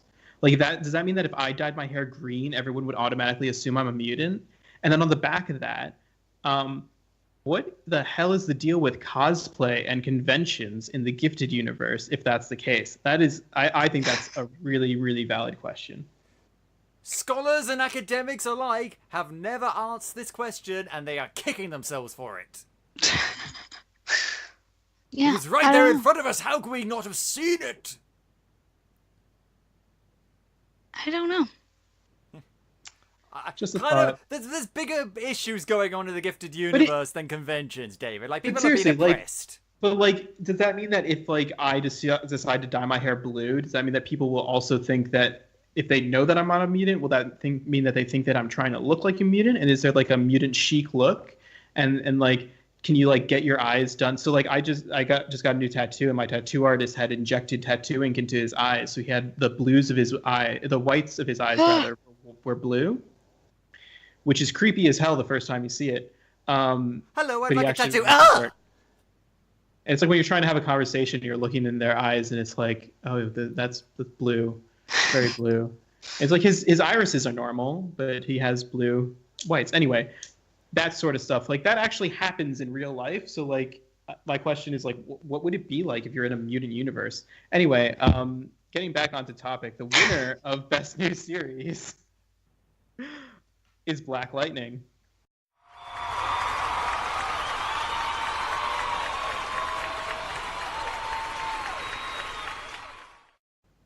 The one I was not 100% sold on, and that's the one that wins. So the reason I think that Black Lightning won has more to do with how it was distributed than anything else. So obviously we're a very UK-focused site. And in the UK, Black Lightning was available on Netflix. So I think that even though the Tick had just kind of come out around the time that part 2 of the Tick came out around the time that Black Lightning did, the Gifted and the Runaways hasn't really come out in like on Netflix or Amazon in the UK, and I think that that's a big chunk of why Black Lightning actually won. I think also, I could be wrong, but I think this is one of the categories that Chris Williams, who plays Black Lightning, might have retweeted. Yes, there's that as well. Well, that does help if like the lead character in the TV show retweets the award. Like, yeah, that's gonna boost it a bit. Oh, God. Actually, that's what I was to say. I can't believe Cloak and Dagger hasn't been nominated or anything, but that hasn't finished yet. So Yeah. Yeah, it didn't qualify. Yeah, I liked it so far. But anyway, I think it's now time. We've been going for a long time. Agents of S.H.I.E.L.D. has won too many nominations. It's time to finish with our final category, Best Season.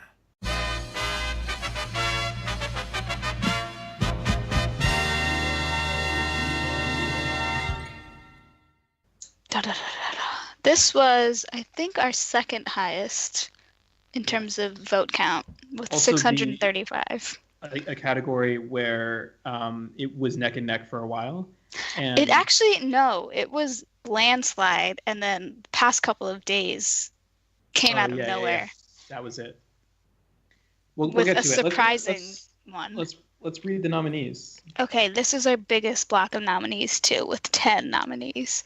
We have The Defenders, The Gifted, Black Lightning, Marvel's Runaways, Legends of Tomorrow, Game of Thrones, Agents of S.H.I.E.L.D., Lucifer, The Tick, and The Punisher. And Wynonna Earp. Yes. So I just want to say that I was the one who decided that Legends of Tomorrow should be because we were debating which CW show we should nominate. I decided Legends of Tomorrow, and I think it's because this season, it's the only show that I've been looking forward to watching. Where the other ones have started to feel like chores. Legends of Tomorrow is having so much, like, you can tell that the writers, the directors, the actors are having so much fun on that show that it shows, like, and it is a fun show. And it knows that it's stupid, and it's totally embracing it, and it's Bunch of just random superhero characters on a time ship going through space and time having adventures, like, what's not to love? Exactly. So I thought that, and I also think that Legends is having a better season this year than any of the other CW shows. Because I started watching season 2 and I got bored, and I was like, I'm done with this. I'm done with all the CW, to be honest. Like, it's not bad. None of them are bad. They're just it's so many of them, and it's too much, and I can't take it. I'm sorry. I could also be alone in this, but every season is the same as the last season. Yeah. Yeah. Oh, absolutely. So starting with when Arrow started, it started from, like, Arrow, just alone, has gone from being my, like, legitimate, like, I think this is a good show, from season 1 to season 2. Like, I legitimately thought this is a good show. Season 3 and 4 was like, okay, this is I can't recommend this anymore. This is a guilty pleasure show. It's, you know, it's what I enjoy, and I know that, and I own it. And then in season 5, it was like, okay, so it's still going. And now with season 6, it's like, I'm half a season behind. I don't know if I'll ever catch up. And I think that's really sad. But I probably will catch up anyway. But it's I will weep tears of pure incandescent sorrow for the CW. I really will. But anyway, should we talk about the number 1 and 2? Should we let's announce the winner, and then let's have a discussion, because I think it's easier. Okay. Winner with 310 votes, which came in at 49%, was, of course, Agents of S.H.I.E.L.D.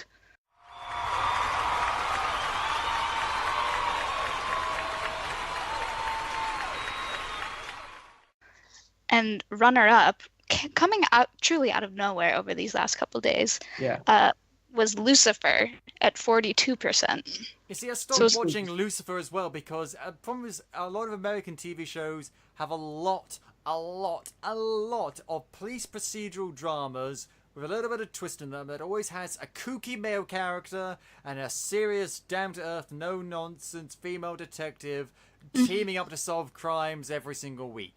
And, like, I like that the first time I saw it, and the second time I saw it, but now on, like, the 6th time, and are there no other shows like fucking Lucifer, Castle, Perception, this new one with Alan Cumming, the Deception, Mentalist, Castle, Bones, yeah.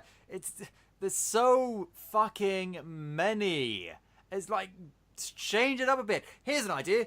Go really out there. Have a kooky female character teaming up with a serious male police officer. It's basically the same, but at least it's something different. That's Bones. But I actually really liked Limitless as well. Another one of those shows. Oh yeah. Anyway, I didn't like Lucifer at all, mostly because I actually am a fan of the Mike Carey comics that it's supposedly based on, and it's so far from being the comics that I just couldn't condone it. Yeah, but see, I haven't read the comics, and when I was watching it, I did rather like it. I like, what's his face? Tom Ellis? Tom Ellis, that's it. Yeah. I was calling him Clive, because it looked a bit like Clive Owen, but I don't know. And he's really cool and really charming, and he can sing. Oh, he can sing. Oh, with the piano. Oh, he can sing. And I like a lot of the other characters, and it's just... So again, when it focuses on the supernatural stuff, I think it's rather good. When it focuses on the boring police procedural stuff, I think, like, well, I've seen this a million times before. So, I think with Lucifer, also, like, one of the reasons why it won this, it didn't win, why it did so well this year, was because of the Save Lucifer campaign. Mm-hmm. And Lucifer's been there's been a very active social media presence for Lucifer over the last few months. So I think that's why in the beginning it was well in the lead. Whenever someone cancels a TV show nowadays, it's always a toss-up whether or not there'll be a massive online fan campaign to get it back. Like, oh my God, thank God, Brooklyn Nine-Nine did not end on that fucking cliffhanger. Like, I would have. No, that was not okay. I swear that the people running Fox are actually brain-damaged pigeons that have no idea what they were doing, just typing randomly other thing like blah blah blah blah. So, we'll cancel this, we'll cancel that, even though it's good and has like huge ratings. I've heard some. Like, oh my God. So I've heard some rumors that the whole thing around Brooklyn Nine-Nine was planned, and that it was part of. It's because NBC is owned by GE, which also owns Comcast, which is bidding on Fox at the time against Disney. So the idea, I think, was that Fox wanted to give NBC Brooklyn Nine-Nine. They didn't want Disney to get it for some reason, so they organized this whole stunt just to make sure that Comcast got Brooklyn Nine-Nine no matter what. And it's unclear whether there was like some backroom deals or anything. And I've genuinely only heard rumors. I've not heard any reliable sources on this. It's a conspiracy. That was one of the things that I've heard. How far does the rabbit hole go? Continue, and I don't really care as long as it continues. There were also some the other reasons why it was canceled was also it took up a slot in their Sunday block, which usually goes to the animated shows like American Dad and The Simpsons and Family Guy. And they wanted to make an extra slot so that they could bump up Bob's Burgers is the other reason why they were canceled. That's the rumor. Am I the only one that does not give a single solitary shit about Bob's Burgers? I think I watched the first season and I was like, okay, this is good, and I never watched it anymore. Yeah. I just don't have time for it in my life. I watched the first episode and I didn't care, but anyway. Yeah. So I think we've also talked, I think we should talk a little bit more about Agents of S.H.I.E.L.D., not because we haven't talked about it, at all this show, and how, this season was... It came up so rarely. Such a dark horse in this awards. What a Cinderella story. So, I think this year, actually, Agents of S.H.I.E.L.D. won the least amount of times. There were categories where it wasn't nominated. Yeah, there were categories it wasn't nominated, but I think it still swept everything it was nominated for. Yeah. I'm just looking back, and you are correct. It was in it to win it. If it wasn't in it, it didn't win it. But yeah, so we'd like to thank the Agents of S.H.I.E.L.D. fans for turning up to vote, and everyone else, where you at? Paz! We were right across the horizon on horses tattooed with all of our funny ship names, and we will charge, and we will take what is rightfully ours. Love for Wynonna Earp. I told that devil to take you back. You should cut a record. It's a real shame that Agents of S.H.I.E.L.D. theme song isn't really easily singable. What is the Agents of S.H.I.E.L.D. theme song? I don't even know it.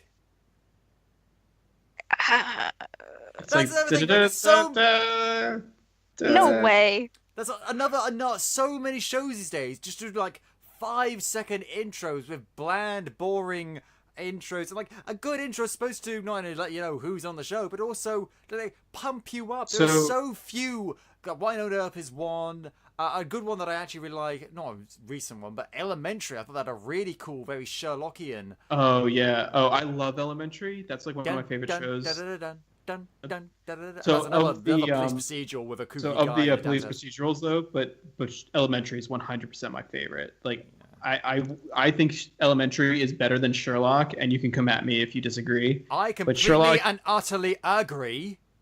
I think that like I can't remember, Scott, maybe you and I were having this conversation, but I think we did, I said Elementary was good and you said Sherlock was better.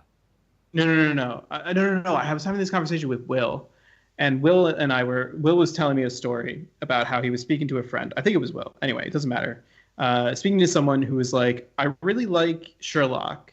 And he was like, you do? And he's like, the person was like, yeah, I really like, the first episode from the first season. And then Scott was like, and which episodes do you like other than that? He was like, well, I guess I like the third episode from the first season. And I think I like, he basically named like 2 other episodes. And provided there are not that many episodes of Sherlock, and then Will ask the person, do you think that you don't actually like Sherlock? You just like a couple episodes of Sherlock? And the person was like, huh, yeah. And that's how I feel too. I like the first episode of Sherlock, and I don't really like anything else. Yeah, it's it gets a lot of things wrong about Sherlock, about the character, and it's Stephen Moffat at one of his worst. Like, people have done video essays on just why the show didn't really get off to the best start and has just went straight off the deep end. It's just not that good. And Elementary is another police procedural, but it is consistently good and gets a lot of what Sherlock is about, what Sherlock Holmes and what makes the character so great. I mean, he keeps bees. It also gets, I think, it's like it changes things in a way that makes it interesting, whereas I think Sherlock simply updates a story in an uninteresting way. Yeah. But anyway, we're not here to discuss that. My real favorite show of the year is Altered Carbon, in case anyone's wondering. Really? You mentioned that before. I watched the first episode, maybe a bit of the second episode, and I did not care for it. I'm a huge fan of Blade Runner. I also just read the book of Altered Carbon, and it's a really good adaptation. I also really like the Asian actor. Cheech Lockman. No, her, yes, but the guy. He was in Hawaii Five-0, and he was in the Wolverine. He was like. I know, Sleeping Dogs guy. Fuck. Oh God. Work brain. I own you. Will Lee? Will Lee, yeah. I really like him. And he was great in this. And I also, it's the only thing that I've ever liked, whoever the lead actor is in. He was in Suicide Squad, and he was terrible. Joel Kinnaman, yeah. He was actually really good in Altered Carbon. Take it slow. But, yeah, Altered Carbon, that's my Wynonna Earp, Scott. Like, I loved Altered Carbon. I thought it was amazing. Well, Wynonna Earp season 2 was amazing, but you know something else that I really liked that I've watched recently? I need to catch up on a bit more. That's Impulse. Have either of you seen Impulse? I don't have Red, so I saw the first episode. I haven't heard of it. Oh, is it a YouTube? It's a YouTube. It is based on one of the sequels to a book I really like called Jumper, which had a crappy movie made. Oh, wait. Yeah, I have heard about this. It's the Jumper sequel. Yeah, but it's not a sequel to the movie. Right. That I'm aware of. I meant like, yeah, I just was repeating what you said. I have heard of this. Okay, good. And I also do not have YouTube Red, and I've seen a few episodes. I'm going to try and see if I can find a way of getting it other ways. Nudge, nudge, wink, wink. But I really liked it so far. It's really cool. Yeah, it was just picked up too, right? For a second season? I think so, yes. I don't know. The stuff I've seen is pretty good so far. Cloak and Dagger, 2 episodes in. I like it so far. There's a lot of good stuff coming out recently. Yeah, I just watched Harrow, the new Australian series. It's coming to Sky soon. It's Ian Grofield, who used to play Mr. Fantastic. Oh, yeah. So he plays a coroner in somewhere. Forever? No, that was the other guy show. from Forever. No. I know. Forever was also really good, and yes, he's playing a coroner again. Okay. It's almost exactly the same character, except he's not immortal. I miss Forever. I liked Forever. That was such a good show. It was a surprisingly good show, because I'm a bit nervous around here because of Fantastic Four, but he was really good in it, and his relationship with Judd Hirsch. Yeah. Is that his name? Yeah, Judd Hirsch was really from Numbers, right? What? The dad from Numbers. He was the dad in Numbers. I have no idea what Numbers is. You never seen Numbers? Oh man, that's another great police procedural. Well, I've seen Numbers in like maths lessons. It's he's David Krumholtz. Plays this math genius whose brother is an FBI agent, and they use math to solve crime. Of course. Sounds really horrible when you say that like that, but it's a really good show. Quick, divide! That's who the killer is. We always knew it was you. It's basically like using statistics and math and like equations to sort of narrow down probabilities of where things would be or what things would be. It's clever. He's been in so many things. He was in like that sitcom from the 70s, like the Taxi sitcom, and Judd Hirsch. Yeah, Judd Hirsch, and Independence Day, and more recently Superior Donuts. And Independence Day Resurgence. Because we care about that one so much. Oh, has anyone ever... you guys don't live in London. Have you guys heard that there's a giant statue of Jeff Goldblum in London? I saw that. I'm going to go see it I tomorrow. did see it. I saw a picture of that, and it looks fucking magnificent. I'm so excited. I was like almost going to go on my way home from work the day that it was put up, but I had something come up and I couldn't. So I'm going to try to see that tomorrow, which will mean that by the time this comes out, there should be pictures of me and Jeff Goldblum statue on Instagram. Finally, Beautiful. after all these years of waiting, David with a giant statue of Jeff Goldblum. Dude, you have no idea. I love Jurassic Park. Anyway, we should probably wrap this up.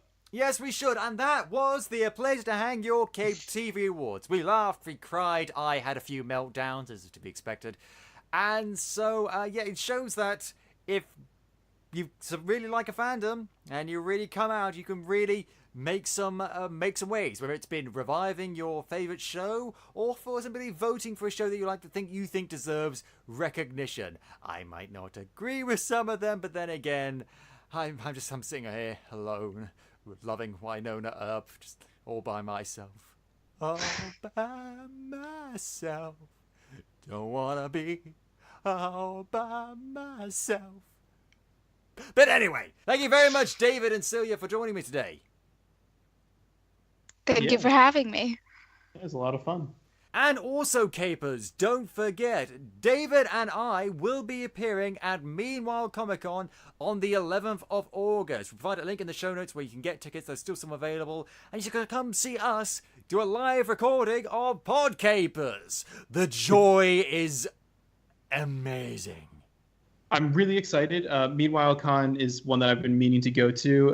The show runner, Simon, is a good friend of the site, and we've had some of his people that he's published through his Blue Fox Publishing on the show, including Lyndon White with Svengal. I don't know if that actually went through Blue Fox. Anyway, it's going to be a really fun show. Scott and I have some tricks up our sleeves, as we often do. So there will be some surprises and maybe some prizes. We don't know yet. Maybe. It's going to be a really good show. It's going to be a really good show, and we look forward to seeing you all there.